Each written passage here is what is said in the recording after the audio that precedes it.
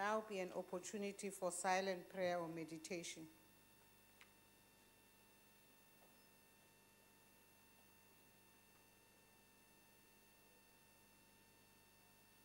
Thank you. Please be seated.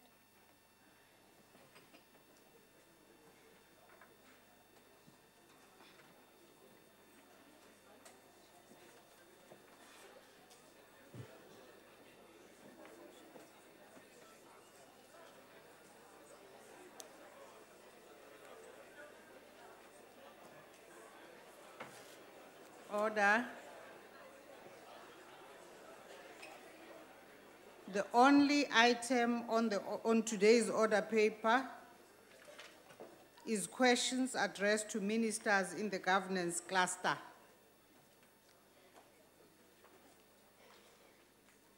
The first question has been asked by the Honorable M.S. Boy to the Minister of Public Service and Administration.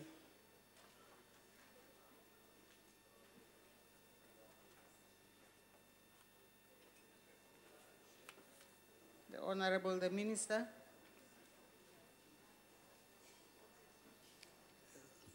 Thank you, Honorable Speaker.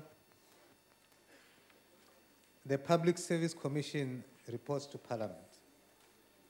As a result, Parliament is in a better position to strengthen the Public Service Commission.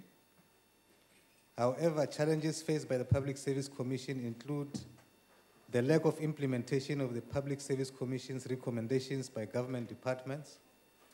In line with the strengthened role envisaged in the National Development Plan for the Public Service Commission, government will accelerate and table in Parliament an amendment to the Public Service Commission legislation, which will strengthen its role and make the Public Service Commission a robust champion of the meritocratic public service by promoting and monitoring key norms and standards.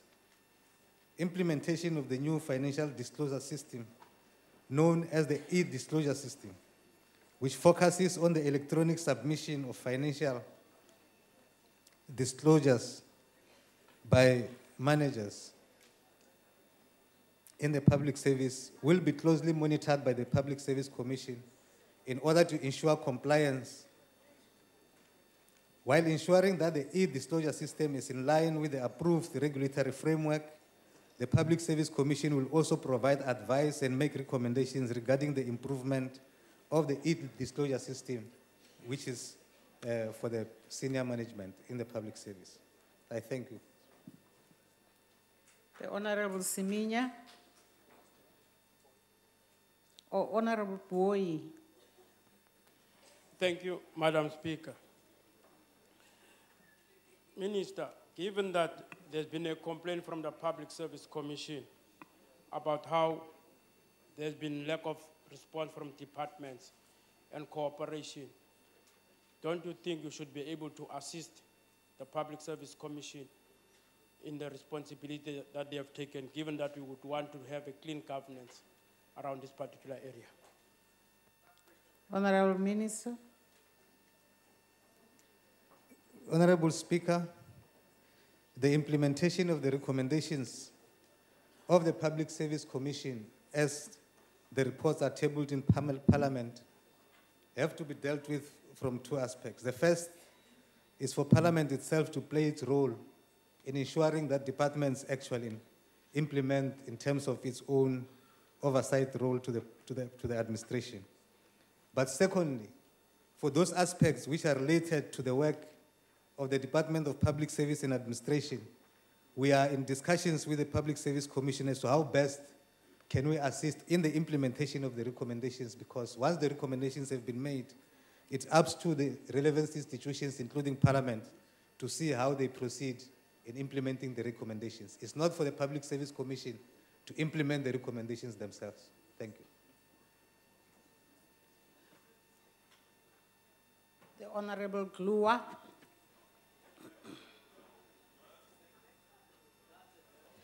Thank you, Speaker. Thank you, Minister, for your response. Minister, as you are aware and mentioned that the Commission currently have little or rather no power to enforce its recommendations. And in most cases, we find a situation where these recommendations are ignored, there's no penalties. And you're talking about introducing something new. Are you going to introduce a Public Service Commission amendment bill? And what kind of powers will this commission be given by the bill? And will this also include penalties? I thank you. Honorable Minister. The powers and functions of the institutions established by the Constitution have been determined by the Constitutional Assembly. It is the Constitutional Assembly sitting here which determines the powers and the functions of all the institutions which are there. Now, it is not up to the department to allocate powers to anybody. But however, the Constitution itself and the legal instruments which are in place are sufficient for us to be able to implement whatever needs to be implemented. In terms of the proposals from the National Development Plan regarding the building of state capacity, a number of suggestions are being made, not only in terms of the public service, but also in the institutions which functions to assist the public service to perform better. In that context, including amongst others, is to look at the role and the function of the Public Service Commission, which could then be brought to Parliament for consideration because the Public Service Commission itself reports to Parliament. So to that extent, the amendments of the law or the rules and regulations, which will be consistent with the envisaged proposals in the NDP, will be brought to Parliament for consideration. Honorable Mweniso.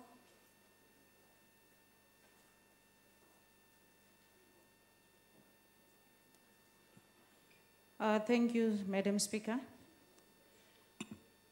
Mr. Minister, currently, the Public Service Charter remains just words.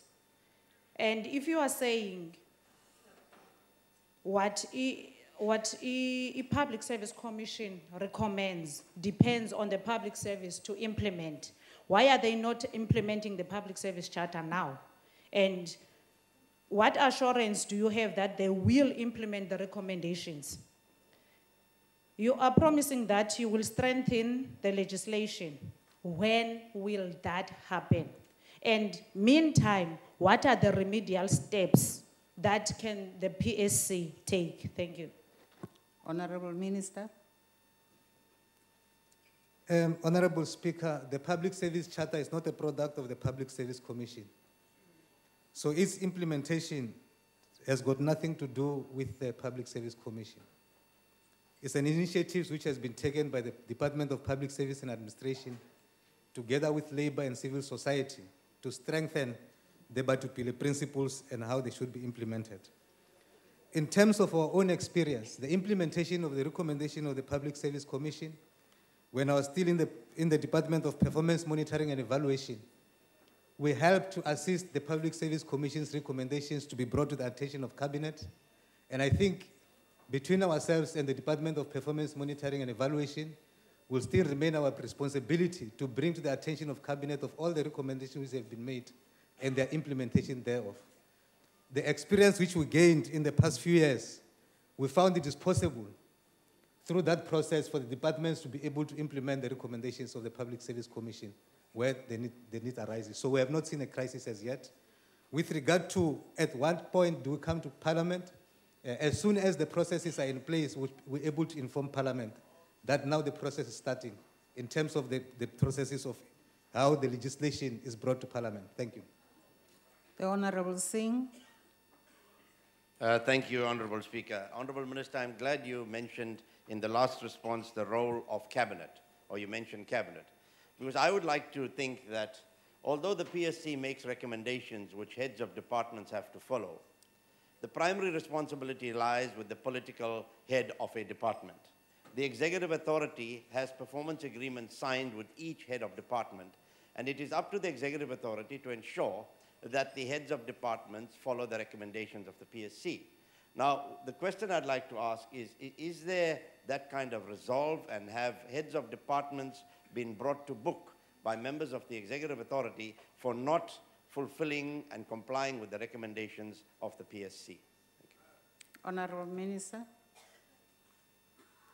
As I said in my last response, Honorable Speaker, my experience in my previous role, I have not seen resistance in Cabinet to implement the recommendations which are brought forward to improve the functioning of the administration. And I think that commitment and resolve from Cabinet is still there, and therefore we need to find a way in which we are able to escalate that. In our discussions with the Auditor General, the same thing. We are going to do a follow-up to look at the recommendations of the Auditor General to see to what extent they have to be implemented, because it's the only way in which we can improve the functioning of the administration. The Department of Performance Monitoring and Evaluation issues reports which has to deal with the functioning of the administration. We see it as our role as the Department of Public Service and Administration to ensure that the recommendations which are as a result of the DPM's work are implemented for us to improve the situation. And we think we should be able to find a way in which those things are going to be improved. Thank you.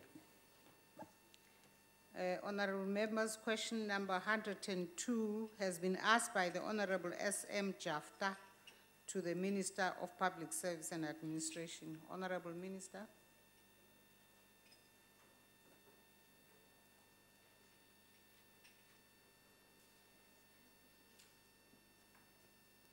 Honorable Speaker, government has introduced measures to motivate educators and also to ensure that their profession remains highly esteemed. These measures include, firstly, the occupation-specific dispensation for educators, which was introduced in April 2008 with the aim to recruit and retain educators at market-related salaries, especially for those scarce skills.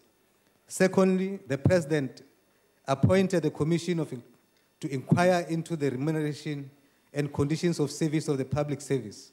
The commission is expected to make findings and recommendations on the following areas: remuneration and conditions of service in the public service and the public entities listed in Schedule 3A and 3C of the PFMA.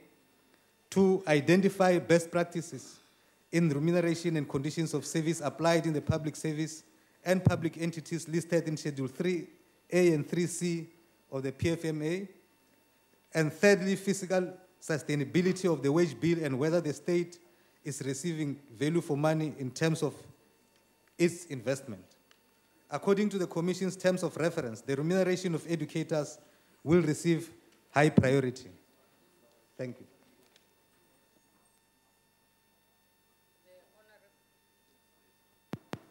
The Honorable Jafta. Thank you, Honorable Speaker. Honorable Minister, a number of educators are resigning from the Department of Education. Amongst other reasons cited for that being that they do not earn enough for their living. It becomes difficult for them even to take their children to tertiary institutions, ending up making huge loans which they cannot repay. Does the minister agree with that? If yes or no, is that not putting education department in danger that can be prevented? Also, Honorable Minister, there is a rural allowance for those educators working in rural areas. The manner in which it is implemented seems not to be consistent. Others do get the allowance, whilst the others do not. May the minister also dwell on how this works. Thank you, Honorable Speaker. Honorable Minister. Thank you, Honorable Speaker. The issue of the resignation of educators and their change of career has got a number of elements, not only because of remuneration. We can deal with that at some point, but it's not only because of the remuneration issue. But secondly, that the fact that people are indebted in the public services or in society is not only an issue of educators. It's a societal matter which has been raised by the Minister of Finance on a number of occasions. It has been raised with quite a number of stakeholders about how, as South Africans, we are not saving. And that is not only related to the educators. However, within the context of the discussion which are taking place between ourselves and Labour, we have noted this as a major concern, not only for Labour and also for ourselves as an employer, as a state. And therefore, we're trying to look for mechanisms in which we can be able to help educators, not only educators, but people in the employees of the public service in general, to deal with the issue of indebtedness. And as I said, it's a societal issue which we need to deal with. The management of our debt, all of us as a society, is something which we need to deal with. But from ourselves, from the responsibility which we have, we are taking steps to try and address that matter. On the issue of people working in rural areas and the allowances which they get, you are actually confirming that the state has taken deliberate decisions and steps to try and retain the skills and actually make provision for those who are supposed to be deployed in areas where under normal circumstances they wouldn't go. It's one of the steps which the state has taken to complement what I said. But nevertheless, the statement which I made earlier in my answer, the Commission is likely to deal with most of these issues and tell us exactly what is the proper, how can we remunerate our educators and other public servants in a manner which will be consistent with international benchmarking and our own systems. Thank you. The Honorable Mponchane. Thank you, Honourable Speaker, Honourable Minister. Whilst I'm aware that matters concerning educators do not fall immediately under your competence, let me ask the first question. About 8,007 qualified teachers have left the profession during the past financial year. And in response to this large exodus of qualified teachers, the National Teachers Union, NATU, has proposed that teachers be allowed to take 1/3 of their pension to pay off their debts. Would the Minister support this proposal? If not, what remedy would the Minister recommend? I thank you. Honorable Minister. Honorable Speaker, subject to confirmation, I understood that the Minister of Finance will make a statement related to pension, to the pension issue in the public service. If that is confirmed, I think that debate is going we'll then be able to answer most of those questions. But nevertheless, the pensions and the conditions of service of educators and other public service is dealt with in the various structures which are there between Labour and the relevant structures in government. And therefore, anything else which is supposed to come into that light is discussed in that forum. It's not an issue which, as a department, we can pronounce or anybody else can pronounce. They are dealt with in the bargaining structures which have been established for that purpose, including this one. Thank you. The Minister did make the statement and the House did have the debate. Honorable Van der Westhuizen. Thank you, Speaker. Honourable Minister, will you please inform this House when and how government will be implementing other measures to improve the image of teaching as a profession, such as steps against poor performing teachers and the long-awaited service performance agreements for principals? Or will government continue to succumb to the pressures of COSATU-affiliated unions such as SATU? Honourable Minister. Members of the House, Honourable Speaker, would know that through this House, the public service in general is not governed by the same legislation. Various sectors have got their own conditions of service and governed by different legislations. And some of the issues which are being raised relate to those areas where it's a sector-specific discussions which are taking place, and therefore I would leave that to the Department of of Education to deal with the matter at a later stage. Thank you. The Honorable Majeke. At least that last. Thank you, Honorable Speaker. Honorable Minister, is government considering or prepared to consider an investigation into occupationally specific dispensation pay for teachers as one of the interventions towards improving quality of our education and keep the profession attractive? Thank you. Honorable Minister. In my response to the main question, I did indicate that the President has appointed a commission to inquire into the remuneration of the public service in general and specifically to prioritize the issue of educators. And I think that the answer to that question will lie at the results of that process. Thank you.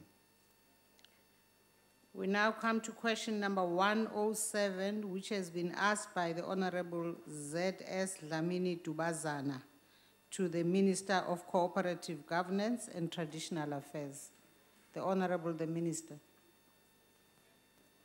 Thank you, Madam Speaker. The Department, in collaboration with National Treasury, have identified 5 critical areas raised by the Auditor General as a matter of concern. It's in respect of these 5 areas that we will intensify both our support and our action, and I outline now these 5 areas. First is management and accounting for property, plant, and equipment. We will target our efforts on matters of asset management practices, which include asset renewal, operational repairs and maintenance, and valuation of these assets as well, including updating asset registers and asset renewal strategies. These, of course, are very basic tasks that any CFO in any meaningful entity should be able to perform, and we intend to make sure that this happens in municipalities. Secondly, irregular expenditure owing to supply chain management deficiencies. Again, municipalities will both be capacitated but also be required to implement adequate supply chain management processes and procedures in reporting on irregular expenditure. Governance arrangements around these types of expenditure will be strengthened, and the Office of the Chief Procurement Officer will play a significant role in reducing supply chain management deficiencies. The bottom line, though, honourable members and honourable Speaker, is that less and less people should be stealing public funds, either from the public sector or from business. Third is receivables or debtors.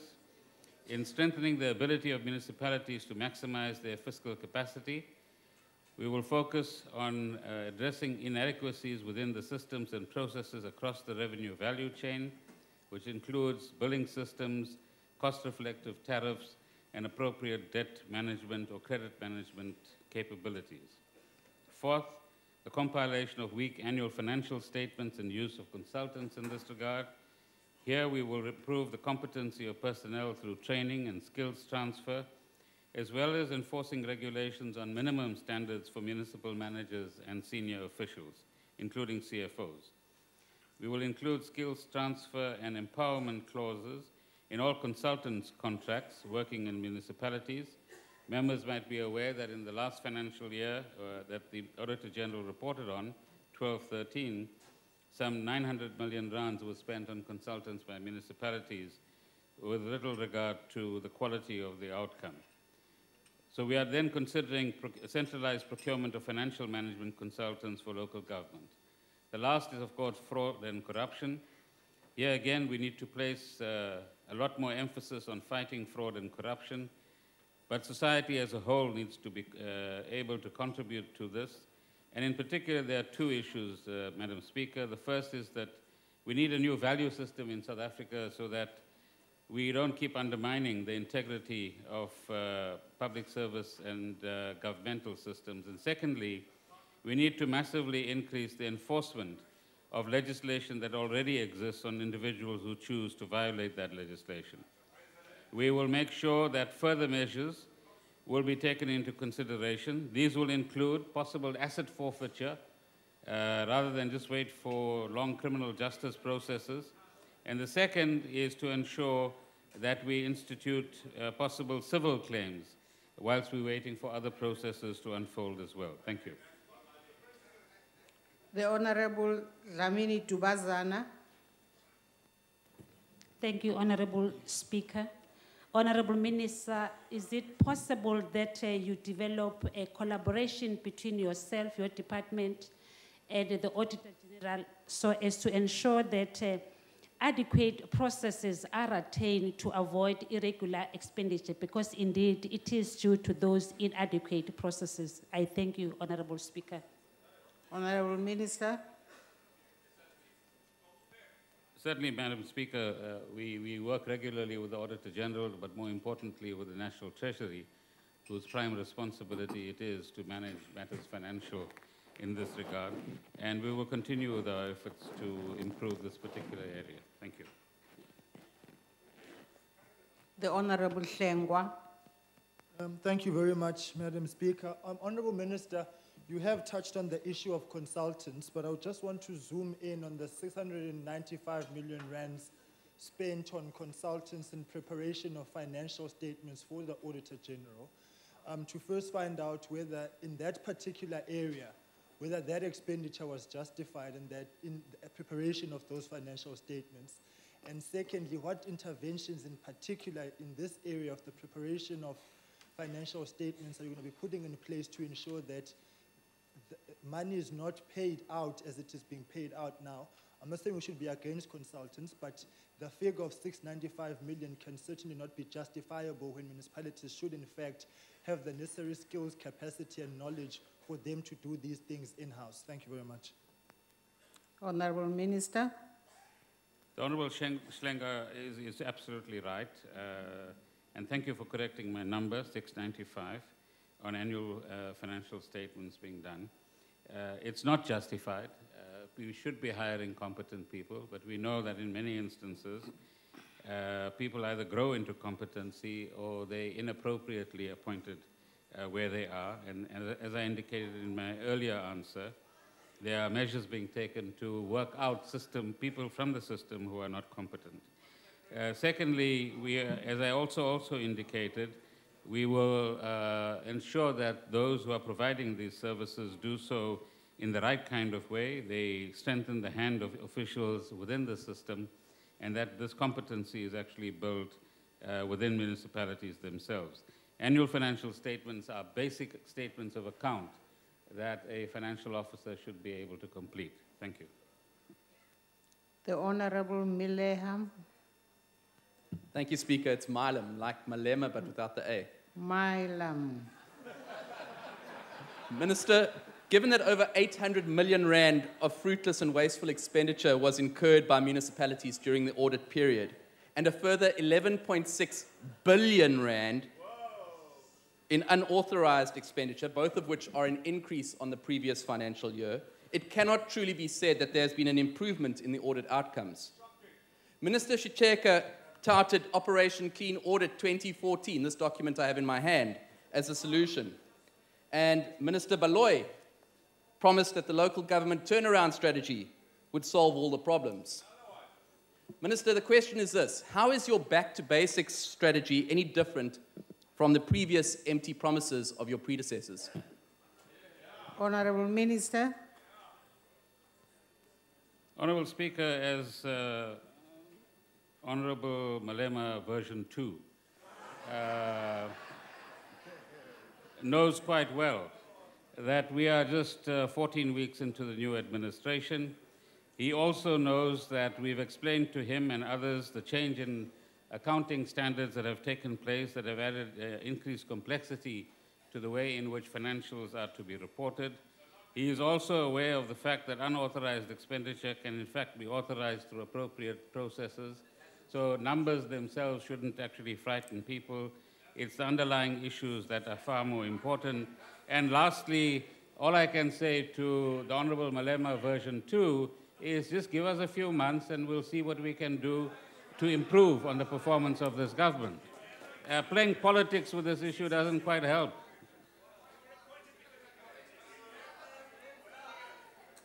The Honorable Matloko. Madam Speaker, in view of the Minister and the President calling this disastrous performance of municipality and improvement? Why is the state of municipalities so glaringly incompetent? The Honorable Minister. It's useful, Honourable Speaker, to remind ourselves that whilst our constitutional democracy is 20 years old, democratic local government is 14 years old. Secondly, many of the institutional mechanisms, whilst being there in a foundation stage, need to be built on further and built on carefully as we go ahead. Thirdly, there are many municipalities that do work well. More than half do work well. There are many others that are challenged, and part of our collective responsibility, and certainly ours in COCTA, is to ensure that over the next 5 years, we significantly improve the performance of these municipalities. And that's what we intend to do. Thank you. We come to question number 100. Honorable Speaker. Yes, Honorable. Can I please rise on the point of order? What's the point of order? The Honorable Minister, I've heard him talking about Malema version 2. So can he please explain what is Malema version 2? Or which Malema is he referring to? Or is he referring to the Honorable or is there another Malema? So I don't know. Can he please explain himself? Honorable Member, that's not a point of order, really. Can we now come to question number 129 that has been asked by the Honorable K.J. Milem to the Minister of Cooperative Governance and Traditional Affairs. Honorable Minister. Honourable Speaker, Honourable Mileham has to give us some lessons on pronunciation, and he knows that. But let's get to his question. The Department of Water and Sanitation is going to undertake maintenance and repair works at the water treatment plant supplying water to this municipality, the Emalasheni municipality. This will start on the 29th of September 2014 and will last for a period of 18 days. During this period, the municipality will be experiencing water shortages in the area. Ganala, comprising the community of Kriel and Tubelishle, until the supply of the treatment works is sorted out. The municipality has put a budget and contingency plan in place to continue with the provision of water supply to the affected areas. The municipality is going to install storage capacity of about 40 JoJo tanks of 5,000 liters each in strategic areas identified by the municipality. The municipality will use 20 or more water trucks to keep these tanks full to maintain and sustain a 24-hour water supply, and the public in this area have been appropriately informed, I'm advised. Thank you. Honorable Milem. Thank you, Speaker. As my colleague has commented, no water for 3 weeks. Minister, it's been reported that this maintenance work will also affect the towns of Dabble and Ermelo in Msukaligwa municipality, as well as the power stations of Camden, Kriel, and Kendall. It may also have a delaying effect on the construction work at Kusile power station. My question then is, what has been done to mitigate the effects of this water outage on electricity supply to the national grid, especially in light of the limited reserves currently available to Eskom in the country? Honorable Minister. Well, that's pure speculation, as the Honourable Member knows. So what we will do is offline, get him the information that he requires, Madam Speaker, in respect of the power stations, but I'm confident that the National Department of Water and Sanitation has taken the appropriate measures. However, if he's feeling a bit anxious about these matters, he's welcome to approach me. The Honorable Filtane. Thank you, Honorable Chair. Honorable Minister, the Auditor General's report 2012-2013 for municipalities shows an increase on the fruitless and wasteful expenditure. It's an increase of 31%, of which 41% is attributed to the Eastern Cape municipalities alone, including the infamous KSD municipality, wherein more than 7 million is reported to have been spent irregularly, without authority, fruitlessly. Question: what is the department's plan to deal with the Auditor General in regard to the intended internal controls to root out the causes? Are there any new timelines? I heard you a little earlier, but I didn't hear you talking in the context of timelines to ensure clean audits of all municipalities, seeing that the 2014 targets have not been met. I thank you. The Honourable Minister. Honourable Speaker, firstly, perhaps in the House, we need to clarify each other on this concept of clean audit. There's technically no such concept. We might have floated it at a particular point in time when what we were doing is announcing our intent to make sure that there's proper financial accountability. There is a combination that constitutes clean audit of financial regulations being met on the one hand and certain performance targets being met in terms of the evidence provided by municipalities in this instance to the Auditor General. Secondly, we can't set deadlines because this is a massive task that we are talking about. But we will give you progress reports on how we intend to get to a point where there are satisfactory levels of performance in this particular regard. And you are welcome to question us, but in particular the municipalities in this regard. Thirdly, some of the practices that some of the municipalities, particularly in the Eastern Cape that you've talked about, have demonstrated in the recent past, like excessive overtime, is totally unacceptable.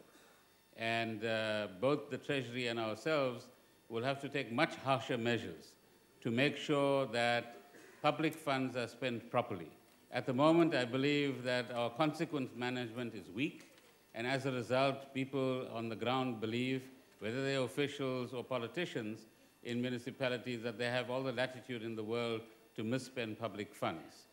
We will do everything possible over the near future to ensure that they get the right idea about how to spend public funds.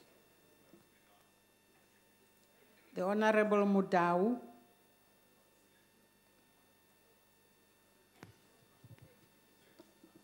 Thank you, Madam Speaker. Honourable Minister, as the ANC, we would like to know, how are you going to ensure and monitor the filling of the Georgia tanks to ensure that the community is not without water at all the times? As we know that during the elections, some parties like EF and DA are using this as strategy for campaign. Thank you. Honourable Minister.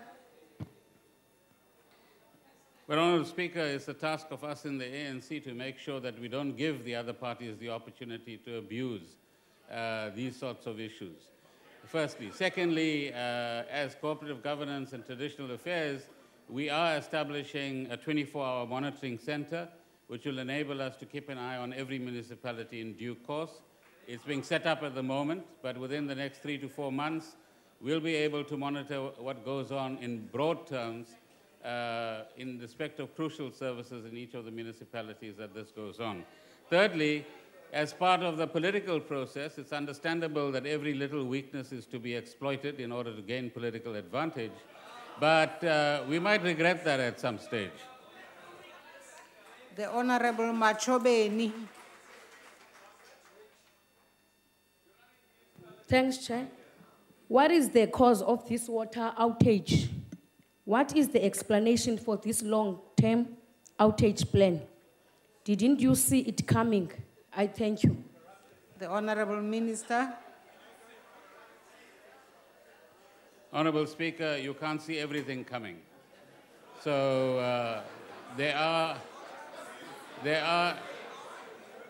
many instances where there are weaknesses in municipalities which will have to be rectified over time.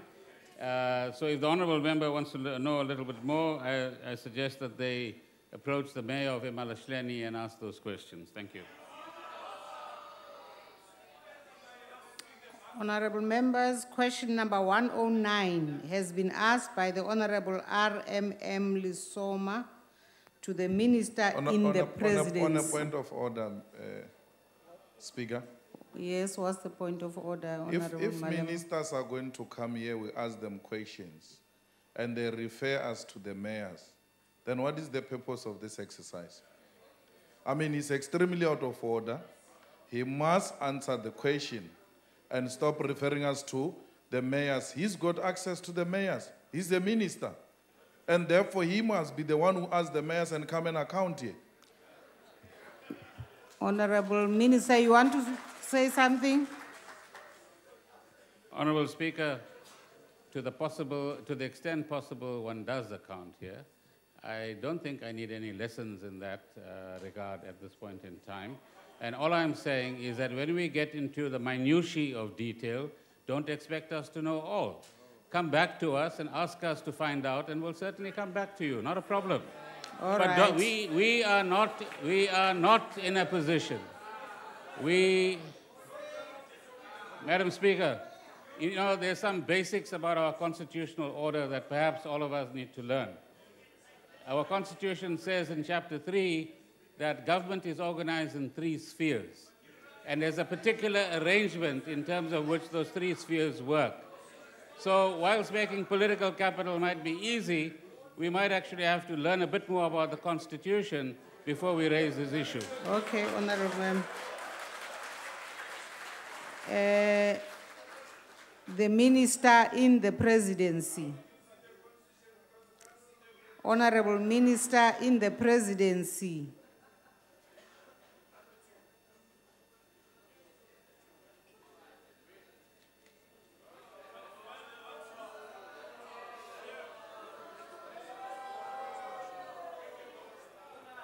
Thank you, Speaker. The NYDA actively engaged with all spheres of government to ensure the coordination and mainstreaming of youth development initiatives across all spheres to government. To this end, the NYDA convenes an interdepartmental committee on youth affairs, where youth directorates meet both nationally and provincially. During such IDC meetings, youth development priorities are discussed, including the strengthening of support to local youth offices and the optimal utilization of such channels. The Minister intends to encourage and persuade all government departments to establish youth directorates, and secondly, to partner with the NYDA on a large-scale youth development program, such as we are doing with the Department of Human Settlement and the NYDA's Youth Build program, and the Department of Higher Education and Training and NYDA Solomon Mahlangu Scholarship Fund program. Within the local government sphere, the NYDA has deliberately concluded a partnership agreement with metro, district, and local municipalities for the establishment and hosting of local youth offices. The partnership agreement between the NYDA and municipalities provides for regular steering committee meetings, joint research activities, and co-branding of local youth offices. Local youth offices are also at times launched during public events in communities to increase awareness of its existence, purpose, and the products and services which the youth may access from the offices. In addition, the NYDA presents to intergovernmental relations fora to further popularize the local youth office concept and to lobby for the support of local government leaders. A directory of local youth offices are publicized on the NYDA website. The establishment of NYDA offices in rural areas is indeed a goal. The NYDA has been establishing local youth offices for the past 5 years with a particular bias to rural areas. During the current financial year, the NYDA will establish a further 15 local youth offices with a particular focus on Limpopo, Northwest, Free State, and the Northern Cape, as these provinces have the lowest number of local youth offices established, whilst these provinces have also a particular rural character. The NYDA is also negotiating with the Thulamela local municipality for the establishment of a full-service branch in Thohoyandou. In partnership with the municipality, the NYDA currently has 14 full-service branches and 217 local youth offices, and in its 5-year strategic plan, the NYDA committed to the establishment of 289 NYDA access points to provide youth development information to 4.6 million young people, as to ensure that youth in the country have access to information that will assist them in improving their livelihoods. Thank you. The Honorable Lesoma. Thank you, Honorable Speaker. ANC acknowledge the efforts intended by your department regarding the accessibility towards the NYDA programs to all departments and the electorate. Is a model towards this initiative in place or research? If not, when is the minister or the department going to intend to establish such model? Thank you. Honorable Minister, Deputy Minister. We are currently visiting all the offices of the National Youth Development Agency. We have asked the Department of Monitoring and Evaluation to develop a tool to help us assess the impact of the current branches of the NYDA and also the local youth offices. Subsequent to that, we will develop a needs analysis in order to ensure that wherever we build NYDA offices, they make the necessary impact. In fact, the general problem that young people have is accessibility, and that is why we're focusing on access to NYDA services. Thank you. Honorable Kado. Thanks, Speaker. Honourable Deputy Minister, given that the National Youth Development Agency currently spends almost half of its 408 million rand grant on salaries, and given its 195 million rand track record of wasteful and irregular expenditure, do you support the agency's request for an additional 200 million rand in funds in the medium-term expenditure framework? If so, can you shed light on the intended purpose of these funds, and what guarantees can you give that the money won't be blown on kissing competitions and the like? The Honourable Deputy Minister. Thank you, Speaker. The NYDA has been instructed to develop a turnaround strategy to the effect that they will be reducing their wage bill. The 50% wage bill of the NYDA was as a result of the merger between the Umsobomvu Youth Fund and the National Youth Commission, and the memorandum of agreement in the process of the merger was to the effect that no employee of both organizations will lose their job. And in that way, the NYDA's wage bill has been this high. At its formation, we have always insisted that the budgetary needs, and for the NYDA to be able to meet the needs, interests, and aspirations of young people, we would need a budget of more than R1 billion. We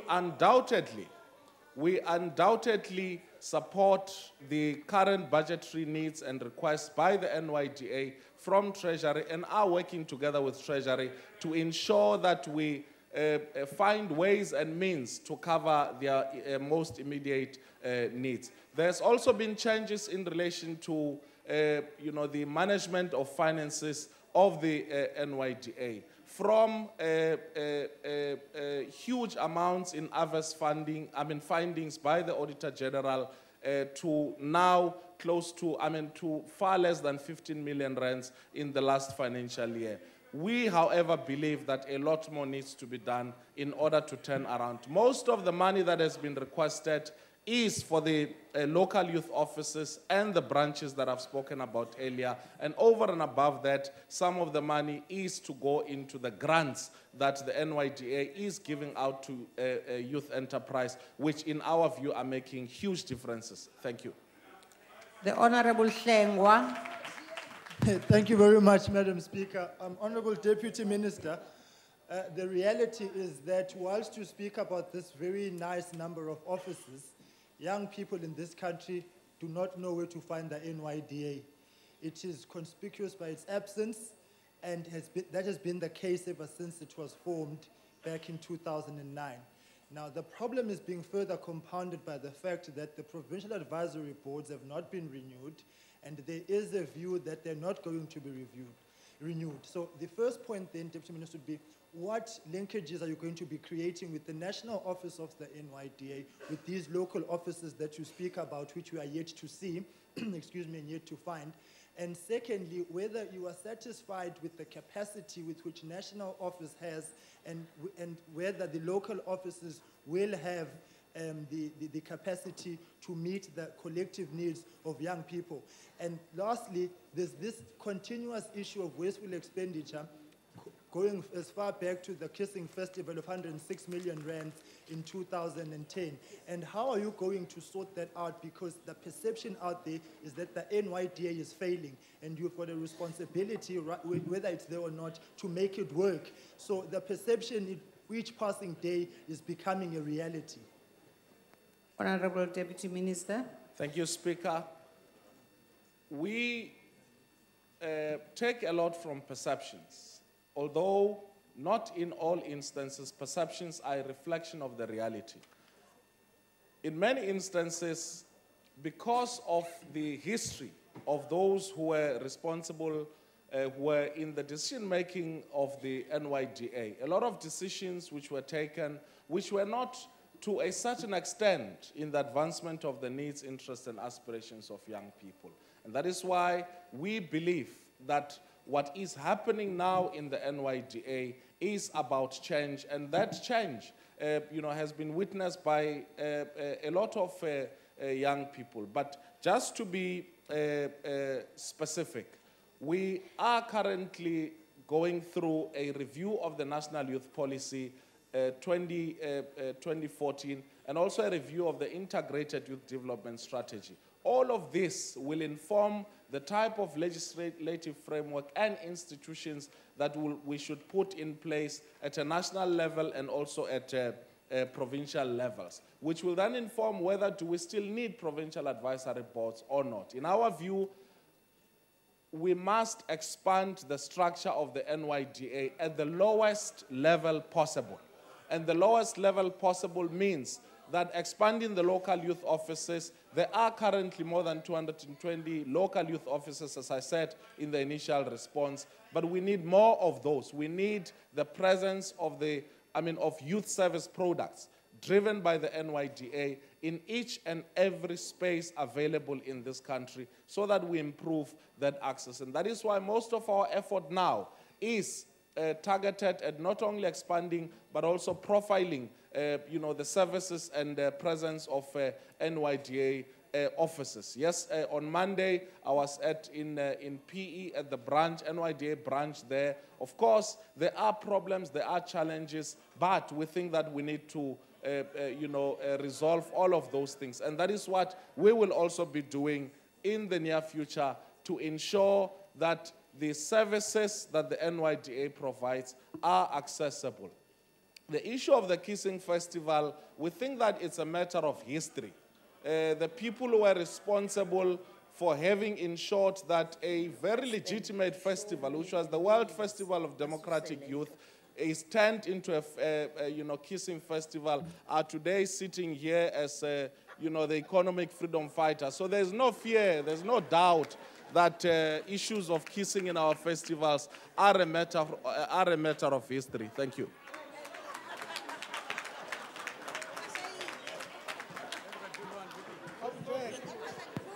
The Honorable Ntobongwana. Honorable Speaker. Honorable Speaker. What are you rising on, Honorable Gadi? The Honorable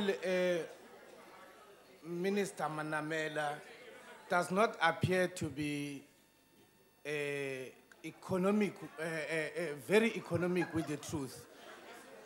Honorable Gadi. It is unparliamentary to refer that there are people in this parliament who are responsible for a kissing festival. We are objecting to it. Honorable Gadi, please leave us the kissing festival. Honorable Ntobongwana. Thank you, Deputy Speaker. Honorable Speaker.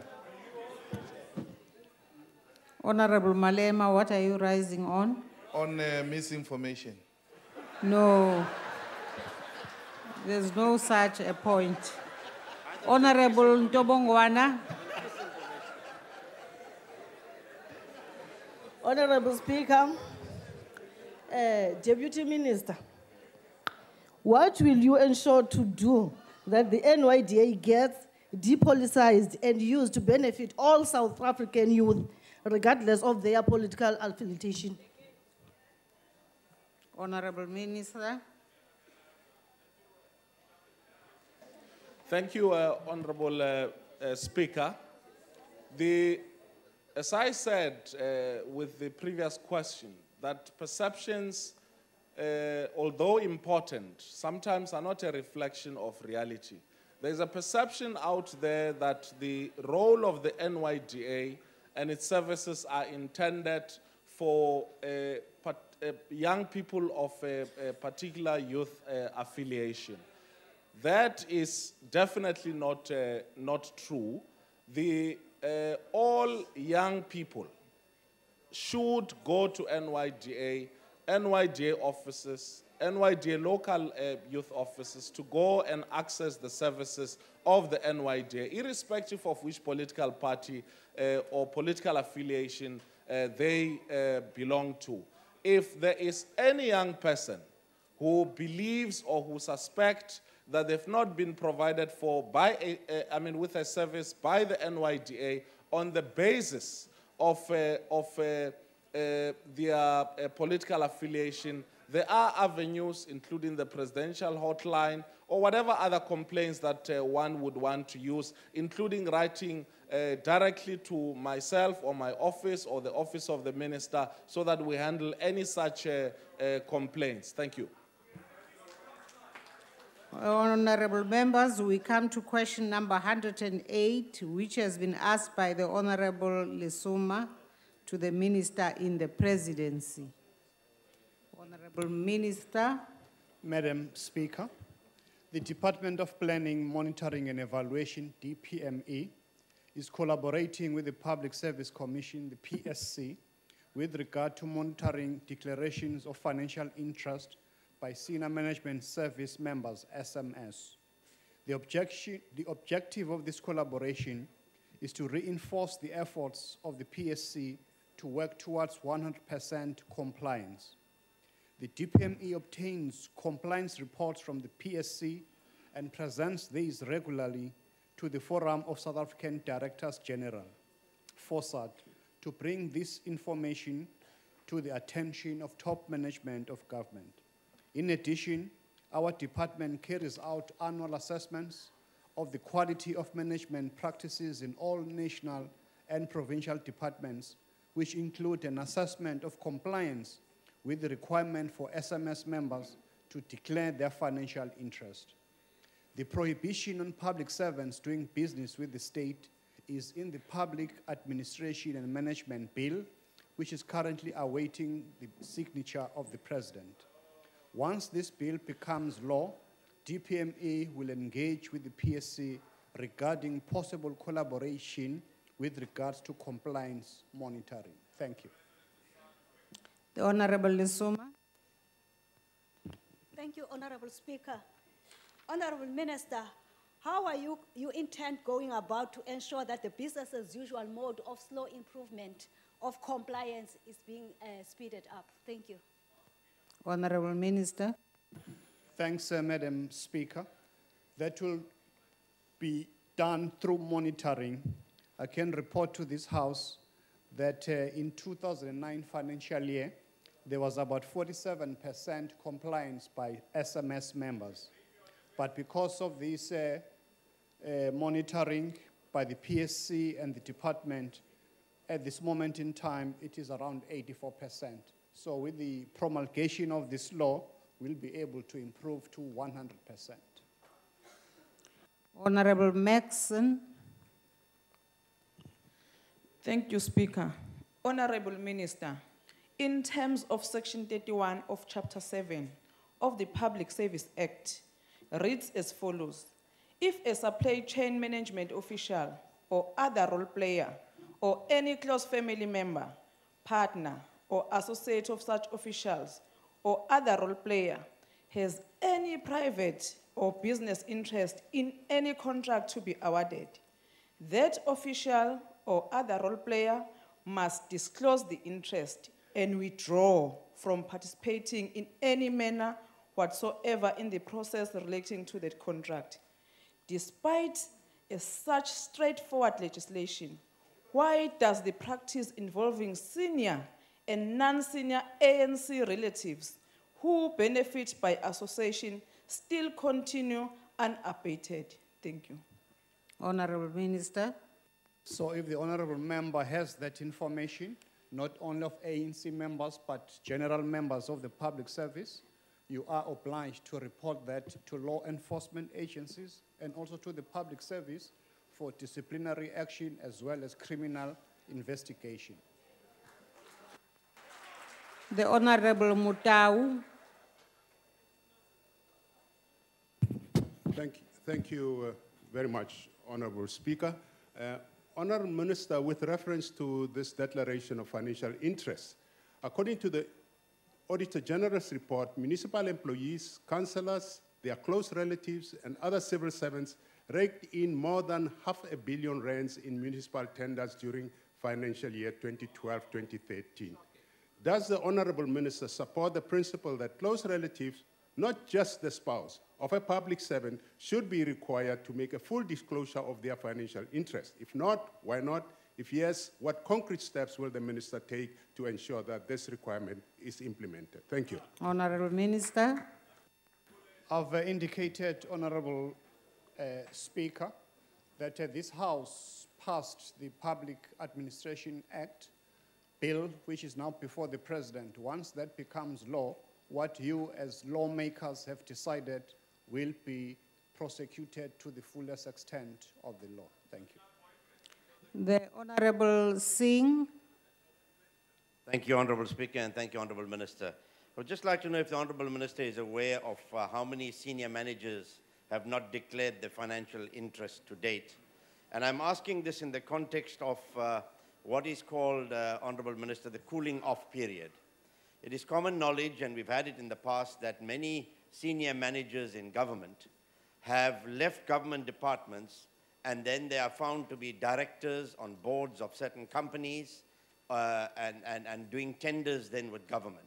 Now, is there going to be some regulation or law that would have a cooling off period so that if one leaves government service as a senior manager, you cannot become a director of, some of them are directors on SOEs and so on and so forth. This also applies to members of the executive. We've had it in the past where as soon as they leave government, then they are on boards and things like that. So is there going to be some concept of a cooling off period that will prevent this kind of thing happening? Thank you. Honorable Minister. Well, on the first part of your question, I did indicate in the financial year 2013-2014, about 84% of SMS members have declared their financial interest. So the concept of a cooling off period, I think it will be determined whether it is contained in this bill that the honorable members have passed in this August body. Thank you, Honorable Minister. We now go to question 131, asked by Honorable Machesi to the Minister of Women in the Presidency. Honorable Minister. Thank you, Deputy Speaker. The answer to question 131, no, we have not had a review. Relevant details in the light of the first, not applicable, A and B, not applicable. Honorable Machesi.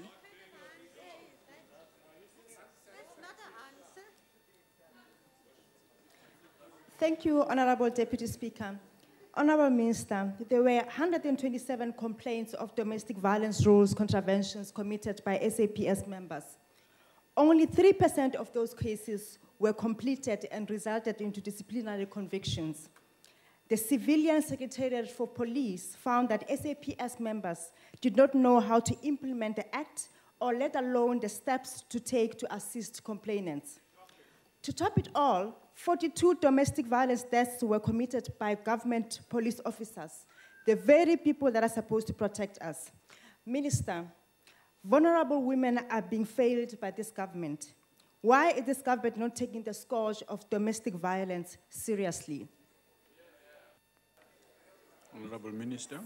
Thank you, Deputy President.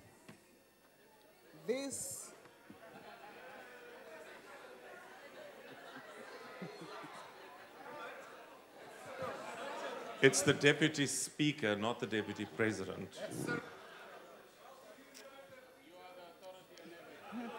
Mr. Manir, it's like your authority on everything. You just become one of those hecklers in this house. You must grow.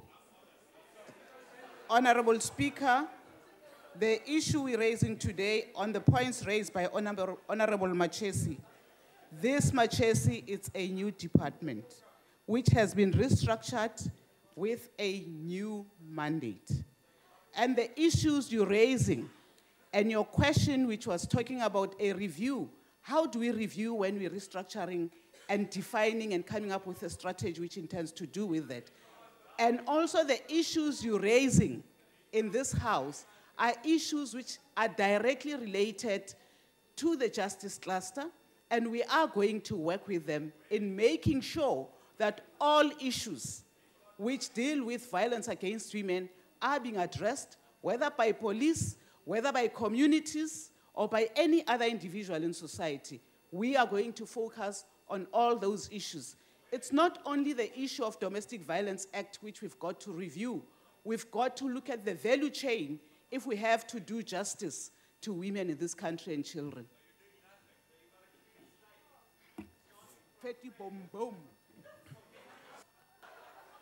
Honorable Shabalala. Honorable Litchfield Shabalala. Thank you, Deputy Speaker. Minister, while the Domestic Violence Act has got interdepartmental and intersectorial implementation implications, and while the crimes with which it deals are better prevented than cured, does the current funding mechanism, if there is any, include prevention funding? 2, is there Parliamentary intersectoral committee responsible for the oversight of this act? And if not, why? What would be the way forward? Thank you, the honorable member. When it comes to the issue of various departments, there are interdepartmental task teams which work on these issues. And the issue which you're talking to, the JCP cluster, does work on the issues, and the mechanisms, you find them in various departments. If you look at the Department of Social Development, it has processes and shelters for domestic violence against women and children at various points. If you look at the justice cluster itself, you have centers, trauma centers through the NPA or Tutuzela centers, which are part of that. And the issue raising about prevention, you must know that issues of domestic violence, there are those which are committed behind closed doors. There are also those committed in public space, which I agree with, we can deal with. But also I think we've got to deal with societal attitudes against women and children. Because if we're unable to address the issue of attitudes at various points, we will not be able to defeat this particular process. And one issue which I need to raise is that this particular scourge, it's not just about police, it's a societal problem. It needs all of us to play a role in making sure that we fight and prevent violence against women and children. Honorable D. Robinson. Thank you, Deputy Speaker. Minister, the Civilian Secretariat for Police found that when it came to helping complainants of domestic abuse to find a suitable shelter, most police stations indicated that they struggle as there are few shelters, and in some areas, especially the rural areas, they are non-existent. What are the details of your engagement with Social Development Minister to address this issue, and with any other ministers who can assist? And if not, why not? Thank you. Thank you, Honorable Minister. Honorable Deputy, if not, why not? And yes, not. Honorable Member, the issues of violence... Deputy Speaker, sorry, I must object. This minister is beyond the pale. She has called me overweight. She is now teasing the person asking the question. Those remarks are inappropriate in the House of Parliament. Honorable Member, in future, you do not do that. You do not rise, speak unrecognized. You are disorderly. You can't just rise, speak in a way that is disorderly. You must wait to explain on what order you are rising. Please, I nearly described what this place is not, and you know what it is not. I hope you appreciate that. Honorable Minister. Deputy Speaker. What are you rising on, Honorable Member? I take your point, Deputy Speaker. I apologize for speaking before you had recognized me. I take that back. However, you haven't addressed my point. The minister is insulting people on this side of the House. I ask you please to address her. Yeah. Honorable Minister, proceed. Thank you, Deputy Speaker. We will come back to you. Go ahead, Honorable Minister. Issues of shelters in Gauteng, Honorable Member. I agree with you that there might not be enough. But also, you need to bear in mind that what the police are doing, for instance, the issue of reviving the family units are part of the process. And as you correctly say, we need to look at much more stronger mechanism as this ministry in making sure that we can improve the coordination from the various stakeholders, not just only government. We need civil society, which deals with these particular issues, so as to make sure that we strengthen the mechanisms which intends to address matters of violence against women and children. Honorable Murutua.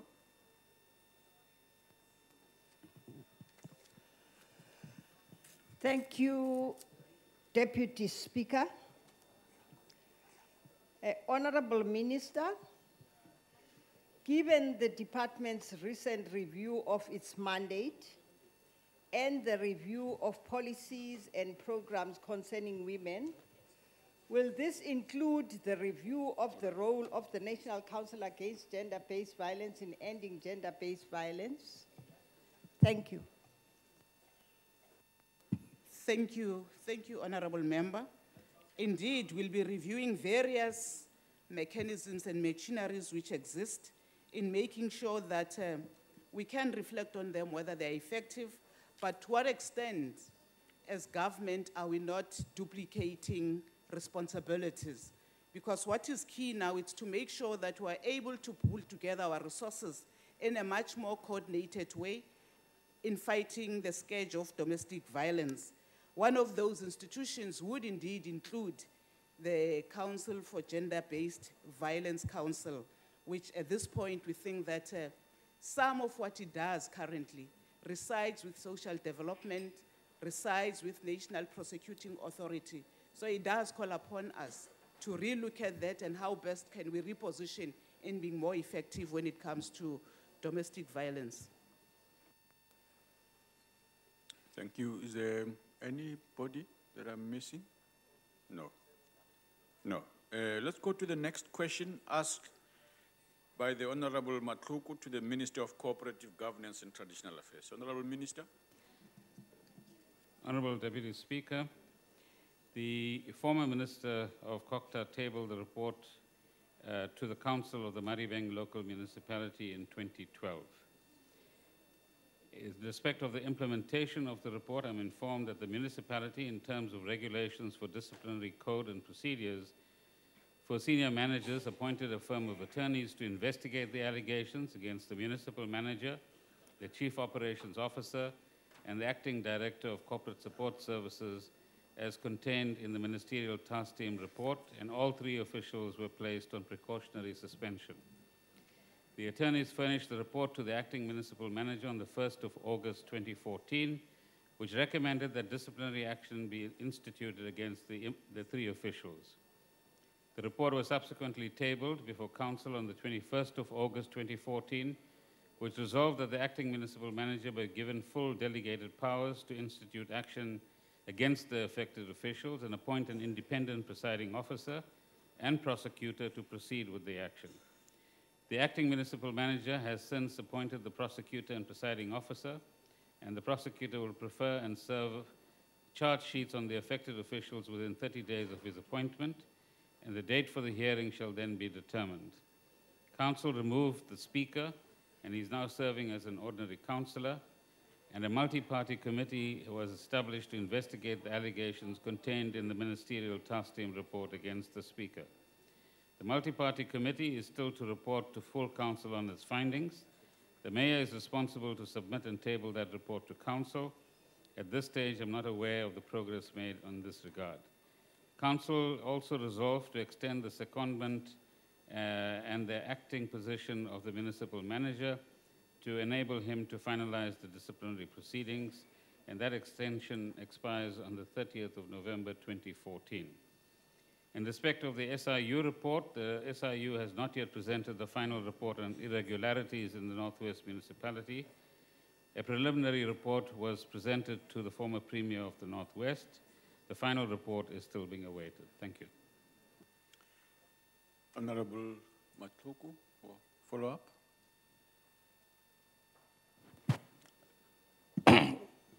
Chairperson,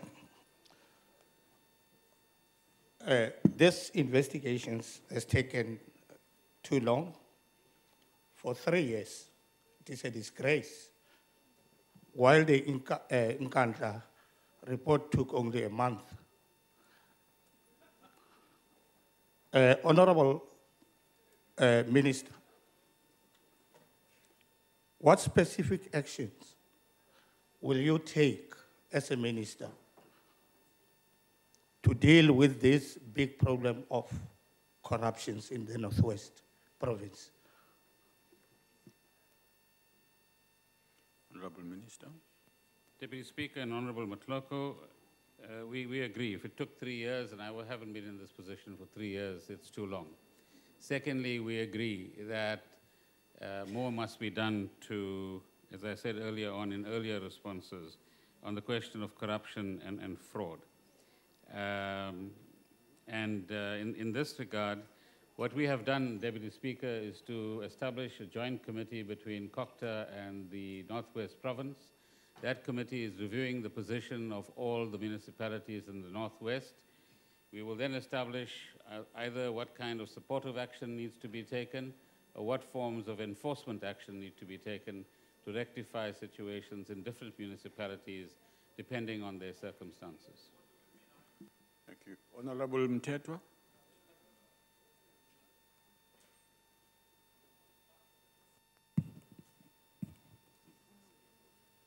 Minister, thanks for the answer.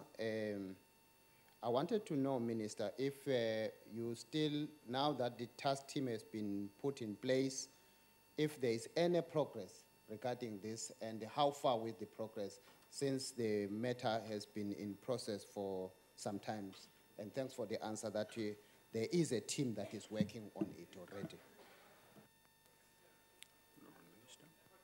Deputy Speaker, the task team I referred to is only less than 2 weeks old. It will report to me within the course of the next week, and then we will determine further actions with the Premier. Thank you. Honorable Basson. Thank you, Deputy Speaker. Minister, firstly, I've got the report with me. This report was finalized in February 2013 and not in 2012, as you've mentioned. Furthermore, this report only served to the end of last year in the municipality, and there is still no progress.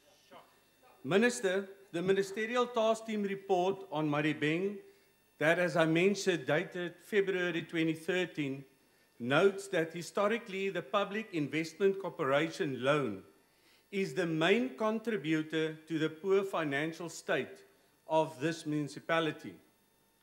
The outstanding amount now exceeds 670 million rand. The municipality is crying out for help, and no one appears keen to listen. This is not Honourable In Member, the spirit your of time corporate has governance up, expired.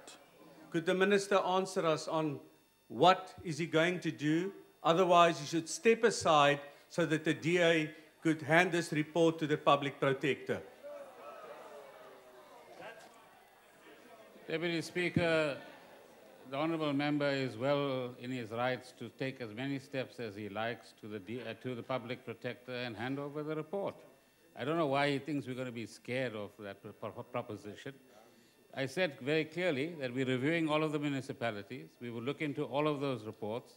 Those things that haven't been done will be done, but they won't happen tomorrow morning, but they will happen at some stage. Honourable Matluku.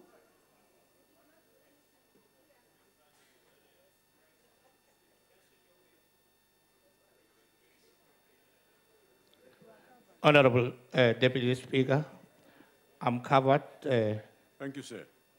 Thank you, sir. Thank you, sir. Honourable Mponchani. Thank you, Honourable Speaker, Deputy Speaker. Your resolve, Honourable Minister, to fight corruption must be commended. What is the Honourable Minister going to do about the reported corruption in the following municipalities: Mkanyagute, Zululand, and Vembe in Limpopo? I thank you. Deputy Speaker, in the first instance, it's the responsibility in the three-sphere system of government that I outlined earlier on for the Municipal Council to make sure that they take responsibility for whatever mishaps there are, even if it is corruption in a financial sense. Secondly, we will look at those municipalities, and if the honourable member wishes to, we can talk to him later once we have the information, because these are new questions, they're not related to Madibeng, and let you know about what our plan of actions would be. Thank you. Thank you very much. Honourable members, the time for supplementary questions is over. Outstanding replies, as usual, will be printed in the Hansard. Sorry? What?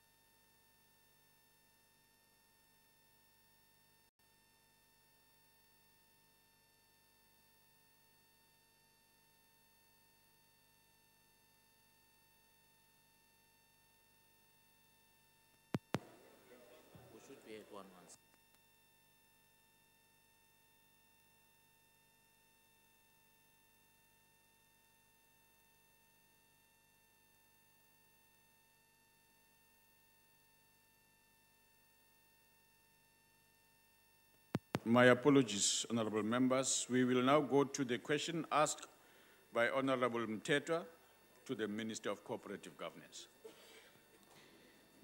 Thank you, Deputy Speaker. The development of informal settlements or slums is an indication of the pressing need for accommodation in urban areas. This, of course, is part of a global phenomenon and a South African one, where urbanization is an increasingly important trend, and migration of people to city centers for economic opportunities is equally important. It therefore reflects insufficient planning for growth on the one hand, either through migration or normal population growth at local government level, but also increased pressures that could not be anticipated. The department, working in partnership with other stakeholders, is developing an integrated urban development framework, which should be soon announced. The objective is to provide a framework that will assist municipalities and other role players to manage and respond to the pressures of urbanization. The IUDF stresses the importance of long-term spatial planning that should provide for future growth of towns and cities and the creation of sustainable human settlements. In addition, the department will also be working more closely with the Department of Human Settlements to ensure that the informal settlement upgrade program is supported and integrated into the integrated development plans of municipalities. COCTA is also part of the government team working on Mining Town's revitalization program, led by Minister Hadebe, where we ensure, amongst others, that this government-wide initiative is included in the municipality's IDPs. We will also continue to work with other stakeholders to ensure that the various towns and cities perform optimally and thereby constituting or contributing to the social and economic development of the country. Currently, the department does not have direct urban renewal and regeneration programs. However, as the coordinating department, we collaborate with sector departments such as the Department of Public Works on the Integrated Small Towns Revitalization Program. The department is also playing a leading role in the Special Presidential Task Team on Mining Revitalization, as I indicated earlier, and that's coordinated by Minister Hadebe. Thank you. Honorable Mtetwa, follow up.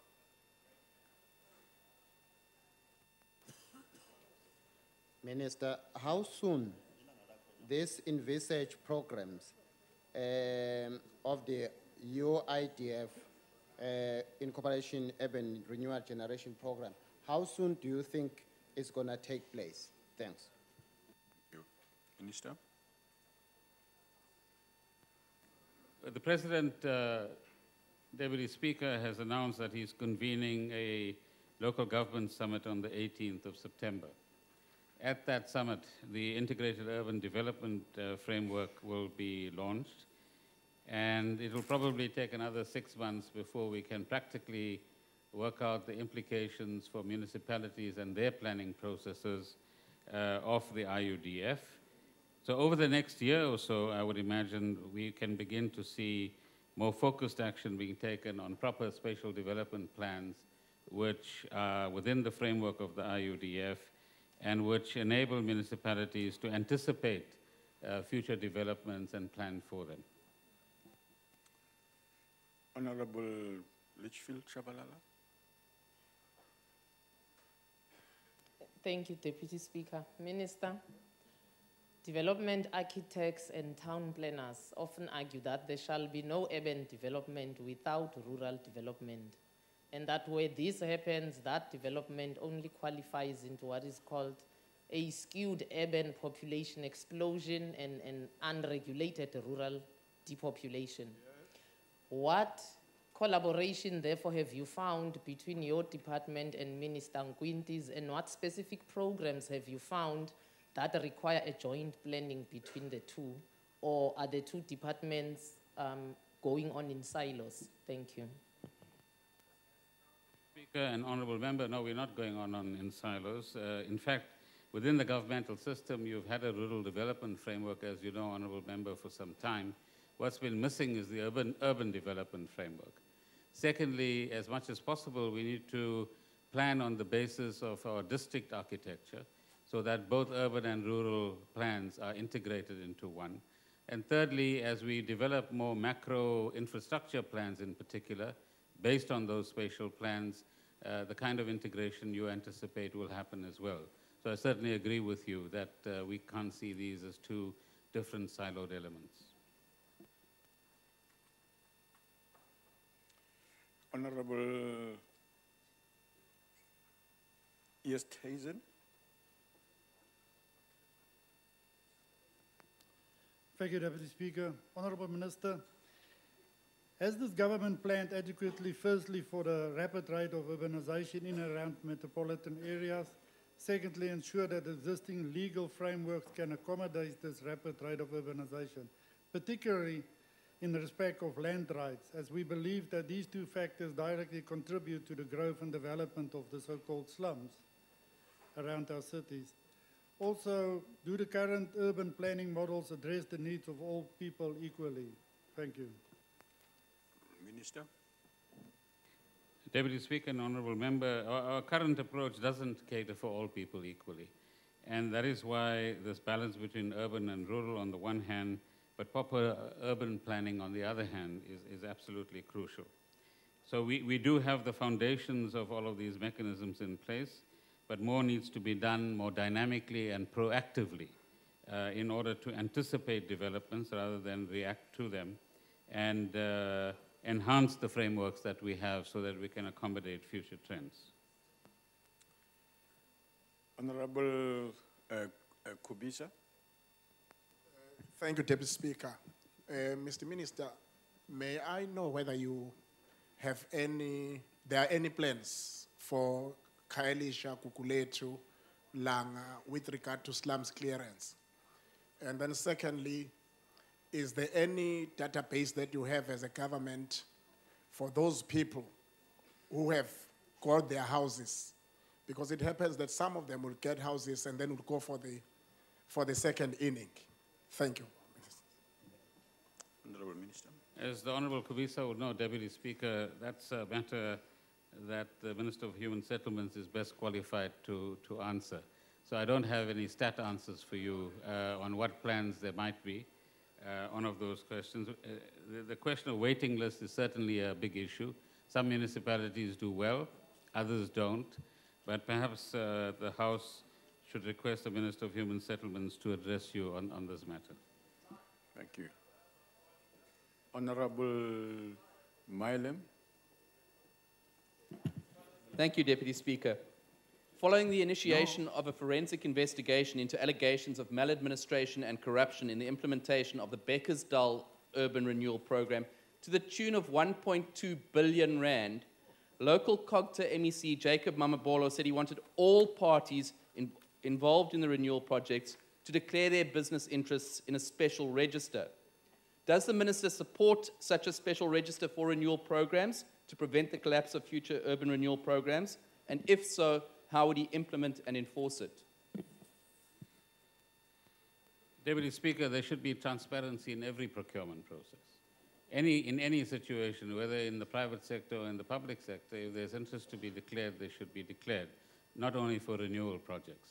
So absolutely, everyone should declare their interests on all sides, even hidden interests, which are often disguised in a sophisticated way and difficult to actually work through.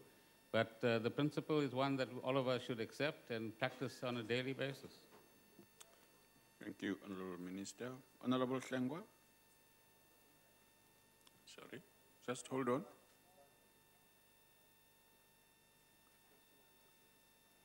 That's Honorable, that's the Minister in the Presidency, asked of Mr. Hlengwa.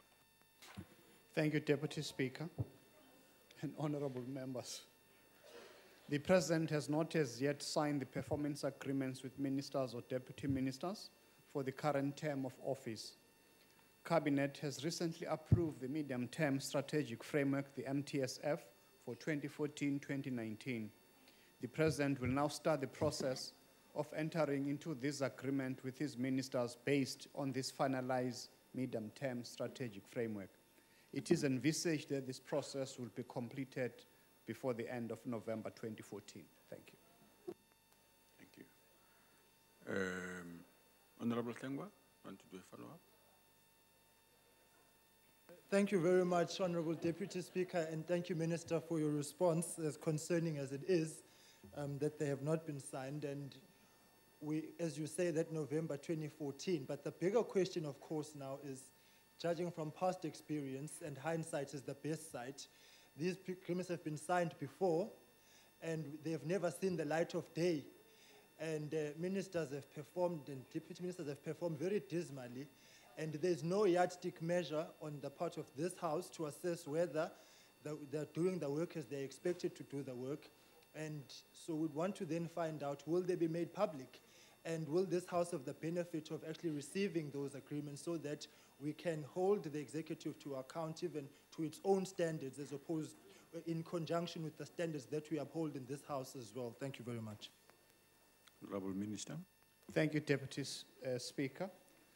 Cabinet will be reviewing these performance agreements with ministers 3 times a year, and we're going to be making sure that they also publish these reviews in the government website of the Department of Performance Monitoring and Evaluation, and obviously they'll be made public in terms of the website. Thank you.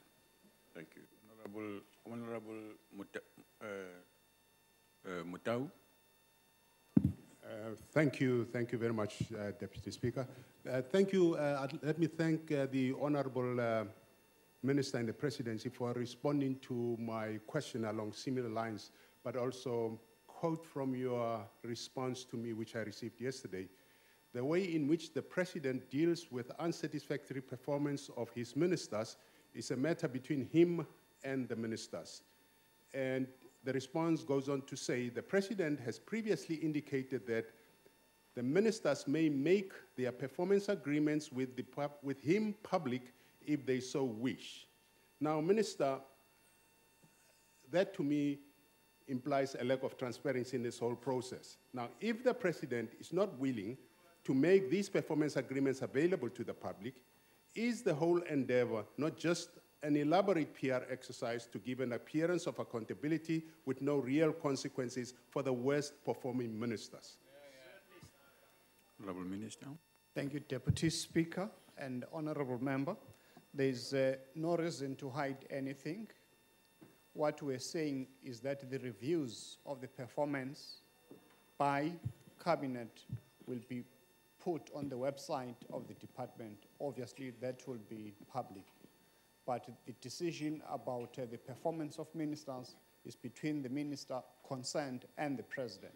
And I'm sure you are aware that since 2009, the President has indeed taken action where there is a challenge in terms of performance.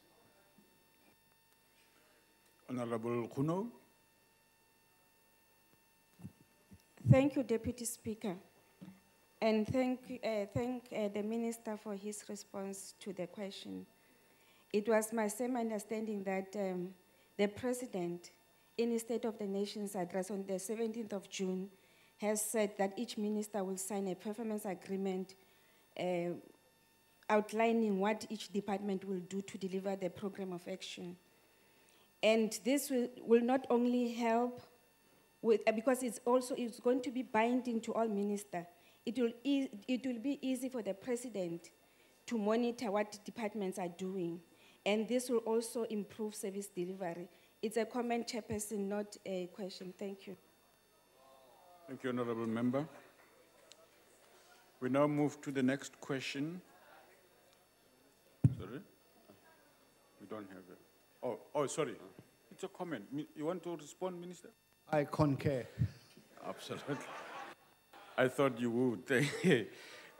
Honourable members, we now move to the next question. And Deputy Speaker, if I may? Yes, yes. We've only had 3 follow-up questions, and the rules say we're entitled to 4. And I know Honourable Mata would like to ask a follow-up question. Thank you. No, wait. There's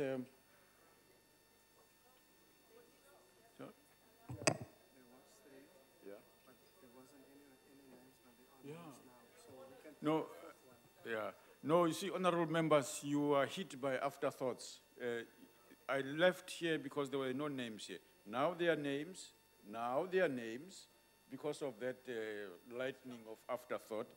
The next person on my list, okay, let's say, give Mutau, it's okay, Mutau.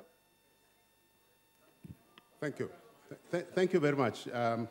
Thank you, Deputy Speaker. Honourable Minister, the issue of these agreements is a long-term process, 5 years in all. The problem that we have is that unless there is action taken, there are consequences along the way, it means that the minister can be in office for 5 years even if they are performing poorly or they are not performing because we don't know what they discuss with the president. We believe that a bit of more transparency would be the right thing to do, and we would like to hear what you believe you can do about that. Thank you. Honourable Minister. I don't really understand. Maybe I should speak in Zulu. I did explain to you that the issue of performance is between the minister and the president. And since 2009, it is common cause that the president has indeed taken steps where he felt that there was no performance within government. So I don't know what else you want me to do. These performance agreements are for the 5-year term.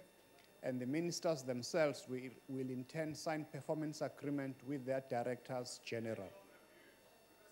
Khalas, Deputy Chair. Thank you, Honorable Minister. The next question is 114, asked of the Minister of Cooperative Governance and Traditional Affairs by Honorable M. Masondo. Deputy Speaker, the Traditional Affairs Bill makes provision for the statutory recognition of the Khoi and San communities and leaders. For this purpose, the bill contains specific criteria that have to be met by such communities and leaders. The bill also makes provision for the establishment of Khoisan councils for each recognized Khoisan community. These councils will have functions similar to those of traditional councils. To provide for the integration of the recognized Khoisan leaders into institutions of traditional leadership, the bill makes provision for recognized Khoisan leaders to become members of the National House of Traditional Leaders, as well as the provincial and local houses. Cabinet approved the publication of the Traditional Affairs Bill for public comment in early September 2013. The bill was subsequently published in the Government Gazette on the 20th of September 2013. The date for comment was extended to the 31st of December 2013. The Department of Traditional Affairs has analyzed all the comments and made appropriate amendments to the bill. It is anticipated that the bill would be resubmitted to Cabinet for final consideration as soon as possible. Any follow-up from Mr. Masondo? Honorable Masondo? No, thank you very much, Honorable Deputy Speaker. We note the progress made to date. And the question of the Khoi and the San traditional leadership and their integration into relevant institutions of traditional leadership is very important and critical. We are looking forward to the tabling of the bill in Parliament and a meaningful engagement and robust debate before the end of this financial year. I would like to therefore take this opportunity to thank the Minister for his response, and we're looking forward to the debate. Thank you very much. Thank you, Honourable Member. Honourable Minister. Noted, thank you. Thank you. Honourable Slengwa. Thank you very much, Honourable Deputy Speaker and Honourable Minister. One would welcome what the Minister has said. I would just like to extend on what has been asked, Honourable Minister, and to say the role of traditional leaders in general, and as the bill will probably cover, you're yet to see, particularly with regards to Section 7 and 12 of the Constitution, because we seem to be dilly-dallying on the integration of traditional leaders into the system, and they are being reduced to second-class leadership of the country, and they are playing second fiddle to municipalities. So we would actually want to find out what resources will be made available for traditional leaders to fulfill their duties and functions to the best of their ability. And the second issue, of course, is that the members on my right must not, downgrade traditional leadership, because they were at the forefront of the struggle of our people to be free. So just because we are free now, don't undermine them now and say that they must be reduced to what they are being reduced. So that must not happen. Honourable Member, your time has... Honourable Minister. Of course, the question the Honourable Slengwa raises is not pertinent to the original question asked, Deputy Speaker, but let us say that what we have set as an objective as government is to harmonize the relationship between traditional leadership structures and municipalities. In some parts of the country, they work very well and very constructively. In other parts, perhaps more work needs to be done to harmonize their respective roles and functions. And I certainly believe that if there's goodwill on all sides, we can get that harmonization going sooner. Thank you.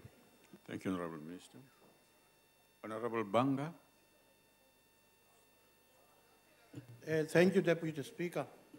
Minister, the issue of the Khoisan people is that they are indigenous people, the first people in South Africa. What made us to take 20 years to redress the imbalances of their traditional authorities? Why have it taken us so long for the government to sign the ILO Indigenous and Tribal Peoples Convention 169? Given the delays in the bill as we explained, why have we treated the Khoisan people after 2 decades having not taken firm decision in recognizing them? Honourable Minister. Deputy Speaker, I think let's focus on the future. I can't explain the past. It's important that, as Honourable Mtetwa was pointing out, throughout the negotiations process leading up to the Constitution, the role of traditional leaders in our constitutional democracy has always been recognized. This is another important step in the right direction to do what many parts of the world is doing, which is to recognize the First Peoples. And we have a UN convention, as the Honourable Member pointed out as well. So the important thing is to try and process this bill as soon as possible so that the Khoisan leadership can join our leadership structures in the country. Thank you. Honourable Gadi. Thank you, Deputy Speaker. The plight of the Khoi and San traditional leadership institution in the Western Cape and any other traditional leadership institution in Western Cape appears to be far from over in terms of being resolved. Can the Minister please tell the House how he intends to resolve the issue of a traditional leadership institution in the Western Cape province, list and not only the issue of the Khoi and the San? Thank you. Honourable Minister. If the Honourable Member would give me some details about what his essential concerns are, we can look at those issues. But in principle, the Western Cape is but one province in South Africa. It's not the United Democratic Independent Republic of the Western Cape.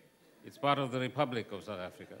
And the laws of the Republic of South Africa must apply to the Western Cape as well, however much some of our colleagues might think that that might not be the case. So we will look at what the Western Cape's deficiencies are, and if there are any, we'll ensure that those deficiencies are rectified.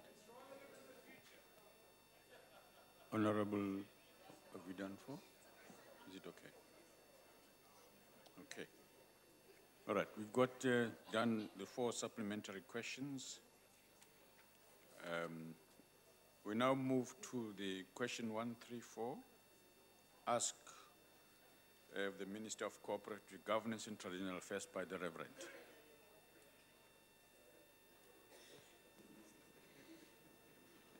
Honourable Deputy Speaker, we were wondering on this side whether there's a bonus for answering all these many questions.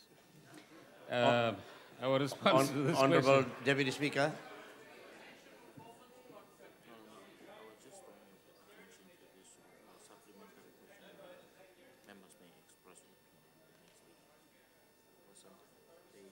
Comments? No, it's okay. I understand that, it's okay. All right, sure. Thanks. Honourable Deputy Speaker. Honourable Member? Yes. I rise to bring to your attention that on the previous question, we didn't have the allocated number of people, but the Honourable Buthelezi did press the to talk button, and it's still a light here next to me. Yeah, they were. Let's count them.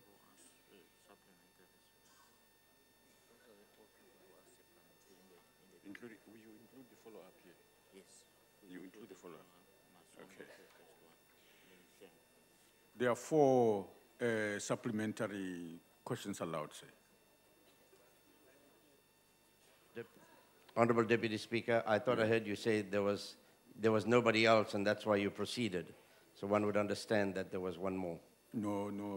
It is because no one else, because there were 4. There were 4, they were done, so we are done with the 4. Yeah, okay. Let's move to the next one. Sorry? Yes, the Minister was answering, yeah. Go ahead, sir. Thank you, Deputy Speaker. In the budget vote on the 17th of July 2014, we made the commitment to introduce certain so-called non-negotiables that should be implemented in all municipalities. We made a call that municipalities must spend at least 7% of their budget on infrastructure maintenance. Operations and maintenance is a very complex area that does not only apply to repairing and maintaining infrastructure. It also involves municipalities having proper asset registers and maintenance plans, and as well as relevant capabilities within the municipality to perform those functions.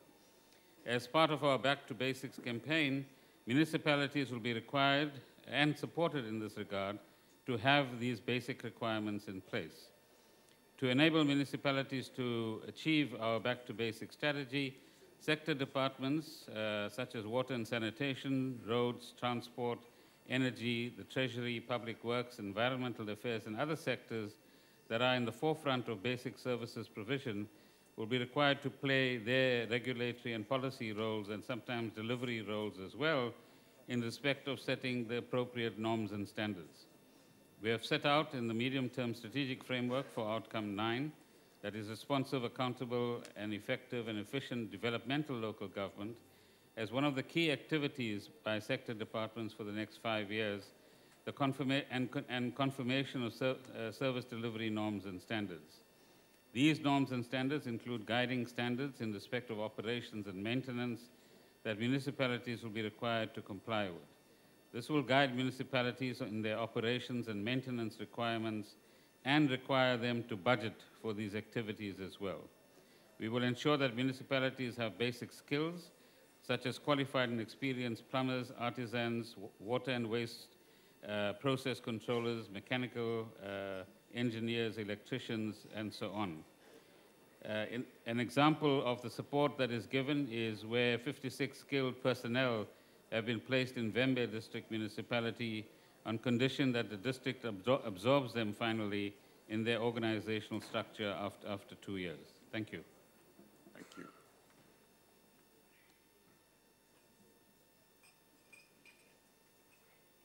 you. Any follow-up? Why is there? Any follow-up? Where's the Reverend? Okay, there's no. It's gone, okay, all right. Honorable Butelezi, I see your name is up here, sir. There's a follow-up.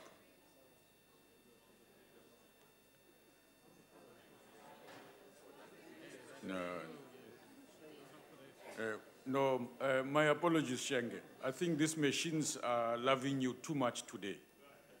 This technology here, yeah. So just picked up your name here. Is it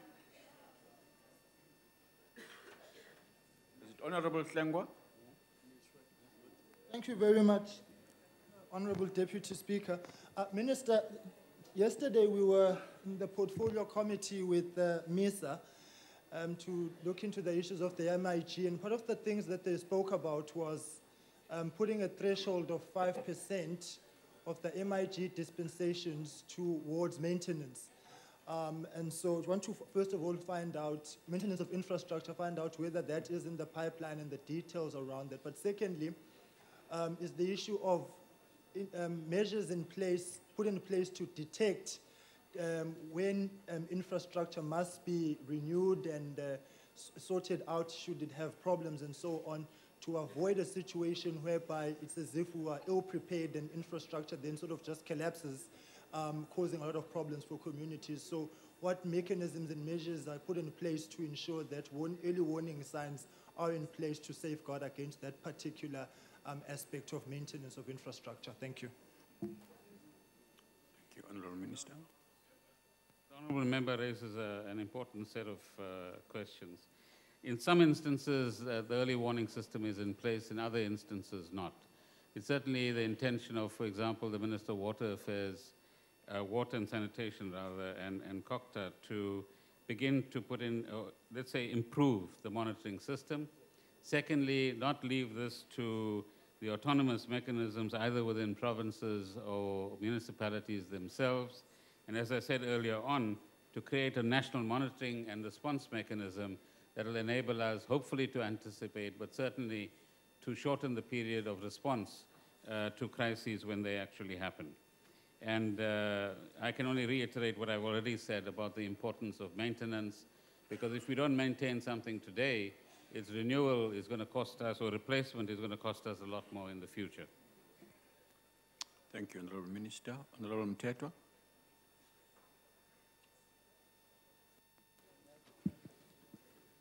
Minister, on your response, you covered the issue of the campaign called Back to Basis. I know this concept is, this campaign has not been yet discussed in the strategy, in our committee. But can you highlight, Minister, to us what this Back to Basis program entail to it? And surely you will also tell us when this strategy document can be brought to committee for discussion further.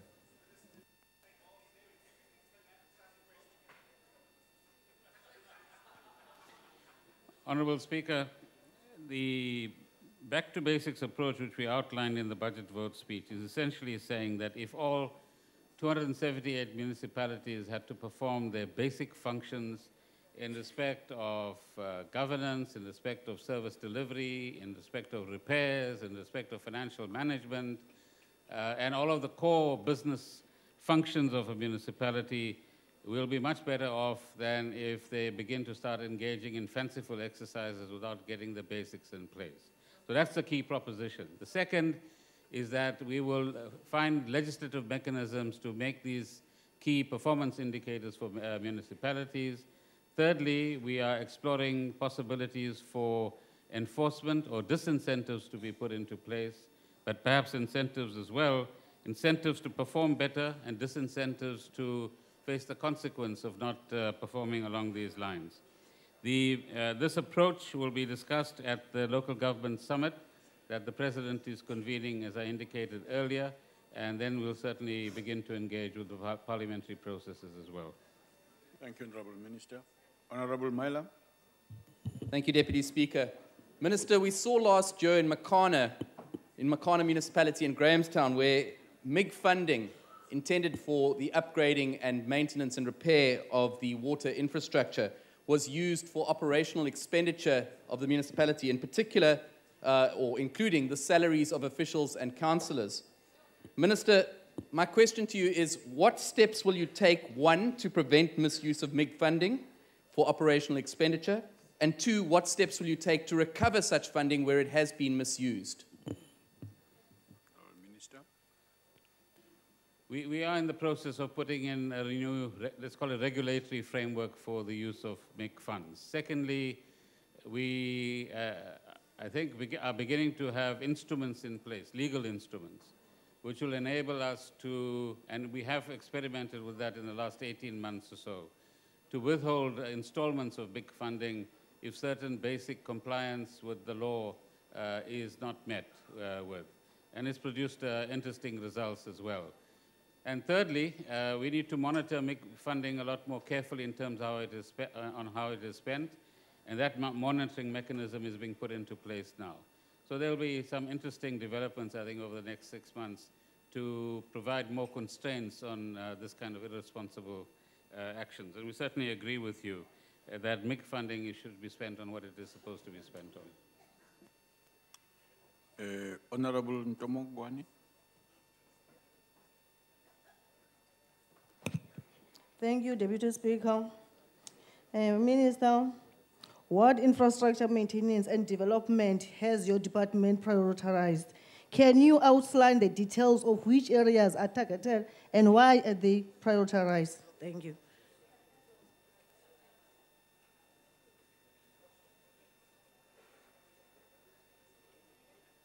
Deputy Speaker, prioritization happens at the municipal level, except where we are talking about, for example, bulk water supplies, then that prioritization will happen through the Department of Water.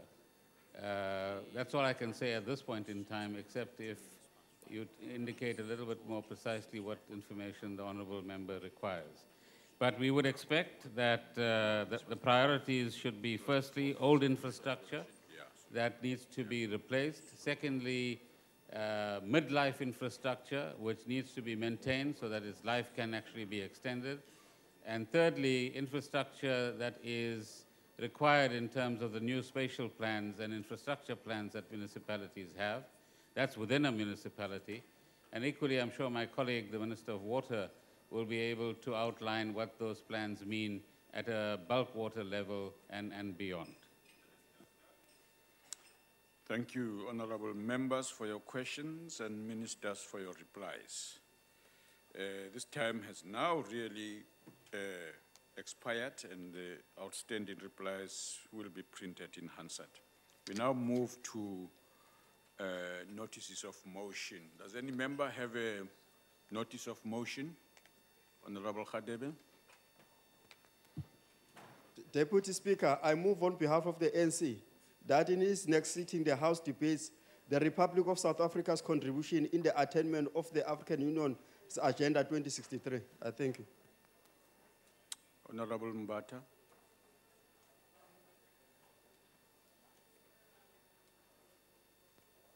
Deputy Speaker, I rise on behalf of the economic freedom fighters to move that the House, in its next sitting, debates cancellation of the NSFAS debts for poor graduates.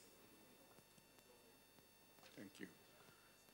Honorable member at the back there, yourself, sir. Honorable Deputy Speaker, I move on behalf of the United Democratic Movement that the House notes that Brian Habana, the rugby player, who was born on the 12th June 1983 in Benoni, is that wrong?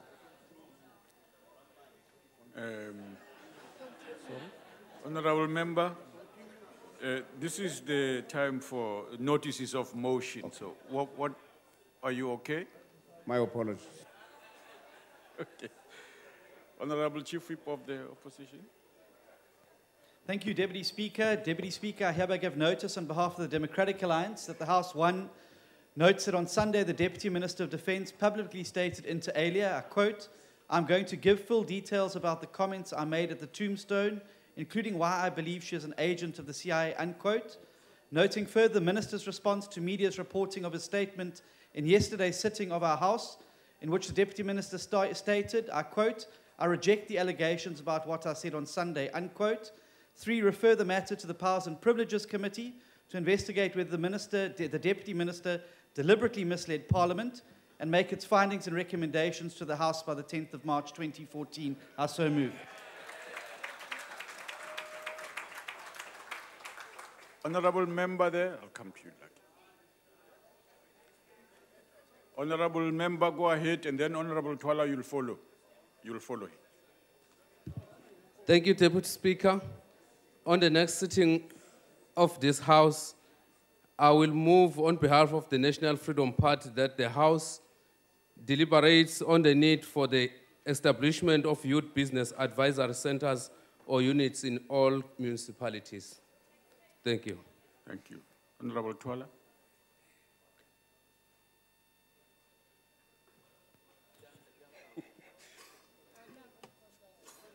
Thank you, Deputy Speaker. I move on behalf of the EFF that the House in its next sitting debate the local beneficiation and utilization of South Africa's minerals. I so move. Thank you.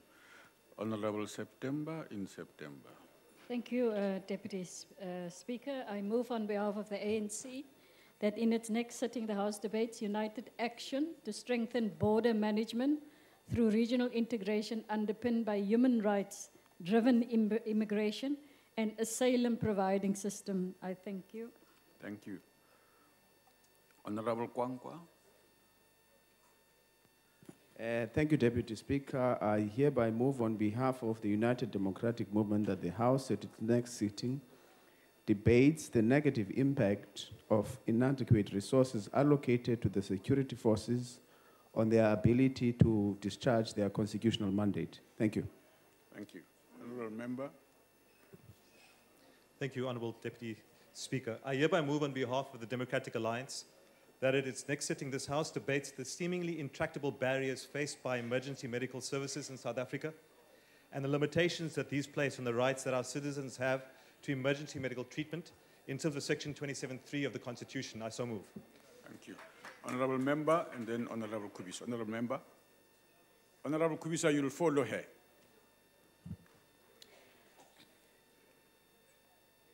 Thank you, Deputy Speaker. I rise on behalf of EFF to present a draft resolution for the next sitting that the House note the Khoi and the San have been proven to be among the oldest tribe on earth, and that the DNA of the majority of people in the world can be linked back to Khoi and the San. The Ochumao of the Ngorikwana tribe led the first war of resistance and was the first political prisoner imprisoned at Robben Island. The Khoi and the San fought the first anti-colonial wars against the settler white community and paid the ultimate price to their heroic struggle. Further note that the Khoi and San community, as a result of a great injustice meted out against them, are not on the verge of extinction. Their language, culture, and tradition are a heritage of global importance. I move for the House in terms of National Assembly Rule 241 and read in conjunction with the National Assembly Rule 138, establish an ad hoc committee to inquire on socio-economic conditions of the San people, establish grounds for the right of the Khoi and San children to be taught in their own language, and for this language to be recognized as one of the official language of the country. The renaming of significant landmarks in the Western, Eastern, and Northern Cape in Khoi and San names consists of 11 members as follow: ANC 6, DA 3, EFF 2, and other political parties 1, to report back to the House not later but 21st November 2014. So I move. Okay. Honorable Kubisa. Thank you, Deputy Speaker. I move on behalf of the NFP that on the next sitting of this House, the House deliberates on the problems of waste and disaster management as experienced by local municipalities. I so move. Thank you. Honorable Mandela. Thank you, Deputy Speaker. On behalf of the ANC, I move that in its next sitting, the House debates the petition delivered to Parliament by the National Protest for Palestine on the 9th of August 2014, demanding decisive action, that we debate the demands made in the petition, address the concerns raised, and that this House affirms the position of what Madiba called the greatest moral issue of our time. Thank you, Honorable Member. Honorable Member. Thank you, Honorable Deputy Speaker. I hereby move on behalf of the Democratic Alliance that at its next sitting, this House debates what is entailed in creating an enabling environment to create 11 million jobs by 2030 as envisaged by the NDP, and what hurdles will stop South Africa from reaching this target. Thank you. Honorable Member. Thank you, Deputy Speaker. The Economic Freedom Fighters rises to raise a notice for motion that the House, in its next sitting, debates the cost of the tender system, the role of the state, and the impact on service delivery. Thank you. Thank you. Honorable Member. Thank you, Honorable Deputy Speaker. I hereby move on behalf of the Democratic Alliance that at its next sitting, this House debates the role of non-state actors in international relations and its impact on South Africa's foreign policy. I thank you. Okay. Honorable Member, you will follow, sir. Thank you, Deputy President. I move on behalf of the EFF. Speaker. Order, order. I rise on behalf of the EFF to raise a notice for motion that the House in its next sitting debates the general, highly indebted black population to be removed from the credit bureau. Okay. I so move. Honorable Member. No. Thank you, Deputy Speaker.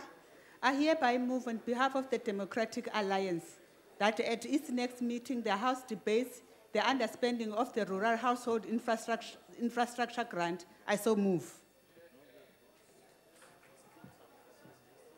Wait. Okay, Honorable Member at the back there. I'll come to you. Thank you, Deputy Speaker.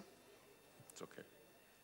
I move on behalf of the ANC that in its next sitting, the House debates the building consensus on how to deal with race, class, and gender by reflecting on our developmental path and our social economic system as a whole. So I move. Thanks, sir. You. Honorable member at the back there, and then you, honorable member. Thank you, Deputy Speaker. On behalf of the Inkatha Freedom Party, I shall move at the next sitting of this House that the House debate the steadily escalating theft of electric cables in South Africa, which now cost this country over 4.5 billion rand per annum, and the measure that can be put in place by local and provincial governments to address this impediment to the infrastructure development, which is so very critical to our country's economic growth. Thank you. Honorable member. Thank you, Honorable Deputy Speaker. I move on behalf of the ANC that in its next sitting, the House debates the importance of the establishment of the South African Post Bank. Thank you very much. Thank you, Honorable Member. Thank you, Deputy Speaker. I hereby move on behalf of the Democratic Alliance that this House debates while the South African Football Association bought tickets for parliamentarians for tonight's football match between South Africa and Nigeria, and calls on the House to develop a system to ensure that underprivileged children are recipients of these tickets in future rather than politicians who can afford to pay for their own tickets. Thank you. Honorable Mponchani. Thank you, Deputy Speaker. I move on behalf of Inkatha Freedom Party that this House on its next sitting debates the effectiveness of subject advisors in the promotion of quality education and subject efficiency of educators. I thank you. Thank you, honorable members. It looks like we can now move to the next section, motions without notice. Honorable Hadebe. Deputy Speaker, I move without notice that the House knows that... Honorable Deputy Speaker. Yes, sir. In terms of rule number 93G, it says that all motions without notice should be presented only when there is a concurrence and agreement amongst all political parties. We have since indicated to all the political parties that we do not agree with any of the motions without notice that are going to be presented today. So there is no need to present any motion without notice because we have objected to all of them. Please take note. Yes. Honorable members. Honorable Point of order. Yes. Deputy Speaker. What are you raising on? Yes, honorable member. It's on 93G. We had an agreement in the Chief Whips Forum this morning that we were going to strictly adhere to the rules. The Democratic Alliance circulated a motion. We've received no objection from any political party in the House, as per the rules. And so we were unaware that our motion's been objected to. Honorable Deputy Speaker, we did indicate in the Chief Whips Forum that we are going to object all motions, and he knows very well, the Chief Whip of the DA and the Chief of the ANC. And we did object all motions that are going to be tabled today. And that is what we did. I don't know why we are being frustrated over a simple process that we engaged on. Okay. Please, there is no motion that has been agreed upon which can be tabled in this House because we never agreed, we objected to all of them. Deputy Speaker, may I address you? Yes, you were going to do that. Deputy Speaker, the rules are very clear that where a party wishes to object, it must be done so in writing. We circulated the motion as per the rules and conventions of this Parliament. We didn't receive a single objection to any of our motions. Now, we can't come to the House on the basis... Take your seat first. Take your seat first. Let him finish. On a point of order. Let him finish. He's rising on a point of order, so you have to wait. If any party wished to object to the motions that were circulated, they could just have responded via email to us saying we reject your motion. But we've come to the House here in good faith with the motion that was circulated In terms of the rules and conventions, we've not received an objection. Okay, all right. Yes, Honorable Member, what are you raising on? Honorable Deputy Speaker, we are standing before this House to say we have objected to the motions, and we did that in writing through the emails, and here we can even produce proof that we have objected. So it's not going to change. This is of your own making, my brother. So taste your own medicine. Yesterday you objected our motions. Here we are teaching you a lesson. We are objecting. Point of order, Speaker. Deputy Speaker. Deputy Speaker.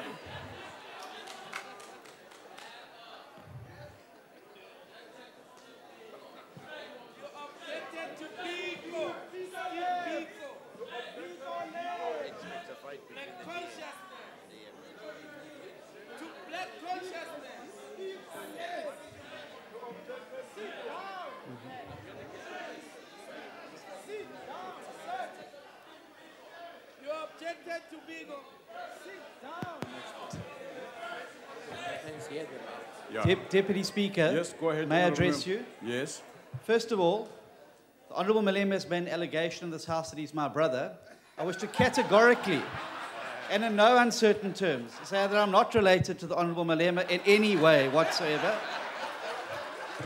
That's not a point of order. Secondly, if the EFF don't want to wish Bafana well tonight, that's their endeavour. Yes, okay. All right. Honorable members. Honorable Speaker. Yeah, what are you raising on, Honorable Member? You must explain yourself. Yes, Speaker. Yes. No, it is correct. The brother is correct. He's not my brother. My brother.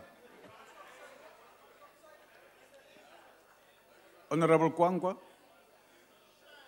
Speaker, I am sure that since no objections were received to the motions without notice of the United Democratic Movement, you are allowed to present them here.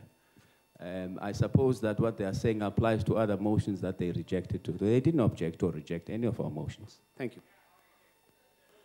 Honorable Deputy Speaker, yes. we can show you the email where we sent to all the representatives of political parties to say that in terms of Section 97G, there is supposed to be unanimous concurrence on all motions. So we need to deal with that. Order. Police. I can continue singing. I'll be able to speak. Police, please. I can speak when they are still singing. There's no problem. Go ahead. It's a good rhyme. Yeah, they can sing and then I'll speak. Finish your. The rule says here that before a motion is presented, there must be unanimous concurrence. Yeah. There's no unanimous concurrence. We can show you the email now. Yeah. Where we say to all political parties that we are objecting to all the motions that are going to be tabled today here. Honorable members. Honorable members. On a point of order, Chair. Which one? I want to check if it is parliamentary for the DA to chant while the speaker is on the floor, and when you have not adjourned or suspended the House, because the House is still in session, unlike the last time. Is this parliamentary? I would like you to rule on that. Honorable Malema, it is unparliamentary always. Always. It is unparliamentary. It's wrong. We mustn't do that. Honorable Chief Whip. Deputy Speaker, if members of this House undertake actions... Honorable Member. Okay. Honorable, you know that you must On a wait to point be of order, recognized. The Chief Whip rose to speak here. Can you allow him to speak and then speak? Go ahead. Honorable Deputy Speaker, Honorable Shibambo did give notice in the Chief Whip's Forum. We agreed collectively, including himself, that since nobody has circulated by that time any motion to be read here, we must circulate, and they will, after receiving it, they can object. Since we received no objection, We are in the same boat as the UDM. Then we'll read ours. Would you allow us to do so?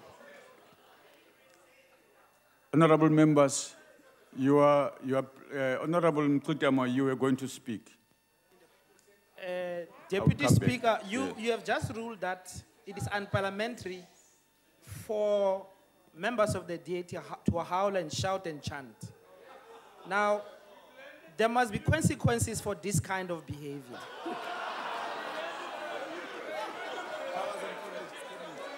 Therefore, all these disruptors must each one stand up and apologize to this House. I thank you. Deputy Speaker, I'm not going to apologize, but I'm going to say this is what it feels like when the gumboot's on the other foot. No, honorable members,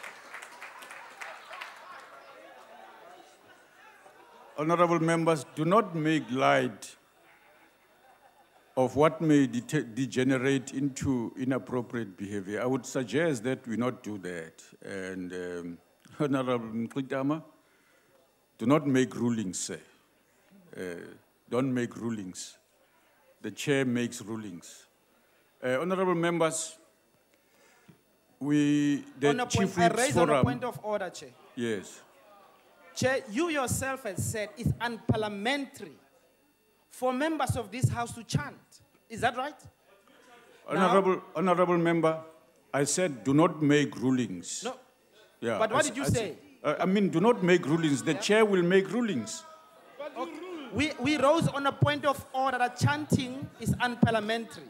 Make a ruling, Chair. Honorable member, do not do that. Honorable Shenge. Sir, I just want to be enlightened, sir. Is it wrong for people in this House to be given a dose of their own medicine?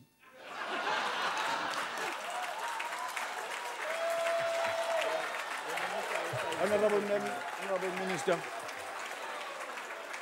Honorable Minister. Honorable, I rise on a point of order. Wait, Honorable Minister as well. On the same thing. Honorable Minister, please go ahead. Honorable Ndosi, I hope you will listen to your leader in future, that do follow the rules as he has indicated. Deputy Speaker, the nation is watching us. The people are watching us. We have been elected to this House to change the lives of the people of this country. What we are doing may seem very pleasant and amusing to some of us, but the majority of the people out there who are crying for all kinds of services from this House require us to be serious. Speaker. I would like, order. Speaker, in terms of the rules. Honorable Deputy Speaker, and what is she speaking on? Is that a point of order or is an address to the House? If it's a time for debate, we can debate all of us. We must be cautioned first that there's going to be a debate. You are not allowed to speak. Us. I don't understand but why they are being addressed here in Parliament without the proper procedure. Members. She's rising under which rule? Honorable member, you are disrupting the House, and a member is on the floor speaking. You are not allowed to do that. Just go ahead. I am rising. I have risen in terms of all the rules of debate of this House, which we have breached. And I'm asking, Deputy Speaker, that with respect to the rule that is now causing us not to execute the role we have been mandated to execute here, that you, as a presiding officer, convene the chief whips. It cannot be that we cannot present motions in the House. And therefore, I wish to request you, as per the rules, as the presiding officers who are to oversee the conduct of this House, that you actually meet with the chief whips and arrive at a position which allows us to carry out our executive and democratic role. Thank you. Thank you. Honorable Singh. Honorable Deputy Speaker, I rise in terms of Rule 46 and 47. Yes. It becomes increasingly difficult for us honorable members to hear other members of the House speak when members are conversing aloud in this House. And I'd like you to rule on that when the time arises, Honorable Deputy Speaker. All of us have a right to hear and be heard, and I think that rule should be applied. Thank you. Honorable Mutsecha. Honorable Deputy Speaker, I think we could be setting a very dangerous precedent which will actually make this House... Do indicate what you are raising on. I'm coming member. on that. Honorable Deputy Speaker, I am rising on the question that the disorder that we have arises from different interpretations of the rule, which means the matter we are dealing with belongs to the Chief Whip's Forum and not to this forum. So I want to agree with Honorable Naledi that you convene the Chief Whip's Forum and these matters must be sorted out there, not in this House. Okay. Honorable Malema. Honorable Deputy Chair, Honorable Naledi intervened a day before, or the last sitting before the yesterday's sitting, where she said, allow people to read even if we know we're going to object. And then yesterday, based on that precedence, we came here, were rejected. And we want to agree with her again, that can you please go back and agree on how we're going to proceed, particularly on this matter. Because I did indicate yesterday that if this is the attitude, we're going to have a crisis on this point. And therefore, all of us, let's go back and agree that this is the collective interpretation of what this rule says. So in that order, Deputy Chair, we stand to second that the yesterday's interpretation stands up until there is a common understanding, and therefore will proceed on the basis of the outcome of such an interaction. Thank you. Honorable members, having listened to you talk, it is correct that... A question, sir. Yes, sir. I just want Honorable member. I want to understand, sir. Two members, Dr. Mashekha and the Honorable Ms. Malema, have said the Honorable Naledi. Is it correct that the minister should be referred to? He may have been a comrade, he may have been a comrade. But I think that we should understand whether a minister can be called Honorable Naledi. Whatever friendship exists between them. Honorable Malema. Honorable Minister. Okay. Minister Pando. I withdraw Honorable Minister Pando. Thank you for the good behavior, honorable members. I do wish to speak. Honorable Chief Whip. Thank you very much, Deputy Speaker. While I've heard what the Honourable Pandor and the former Chief Whip have had to say, it's a duty of the presiding officer to ensure that the rules of Parliament are upheld and that parties are protected and their rights are protected. The Democratic Alliance has complied with the rules of Parliament. As discussed this morning, we've submitted motions, much like the UDM and the ANC. They were circulated, as is the requirement. We have not received an objection to them. Now, our rights as a party are being infringed upon. Point of order. By not being allowed to move these notices of motion in this House. And I would ask you to protect our rights and to allow us to move these motions. Honorable members, Point please. of order. Honorable Mutsecha, please, man. I think it is only fair that members be finished to speak before you do that. It helps the process if we do it that way. I want to go ahead, honorable members, speak. Honorable Deputy Speaker, we are saying the dispute before us arose in the Chief Whip's Forum and therefore does not belong to this House. Now, Honorable Chief Whip of the DA raises the issue that we have already agreed should be dealt with in the Chief Whip's Forum, which must be convened by yourself. So he's out of order.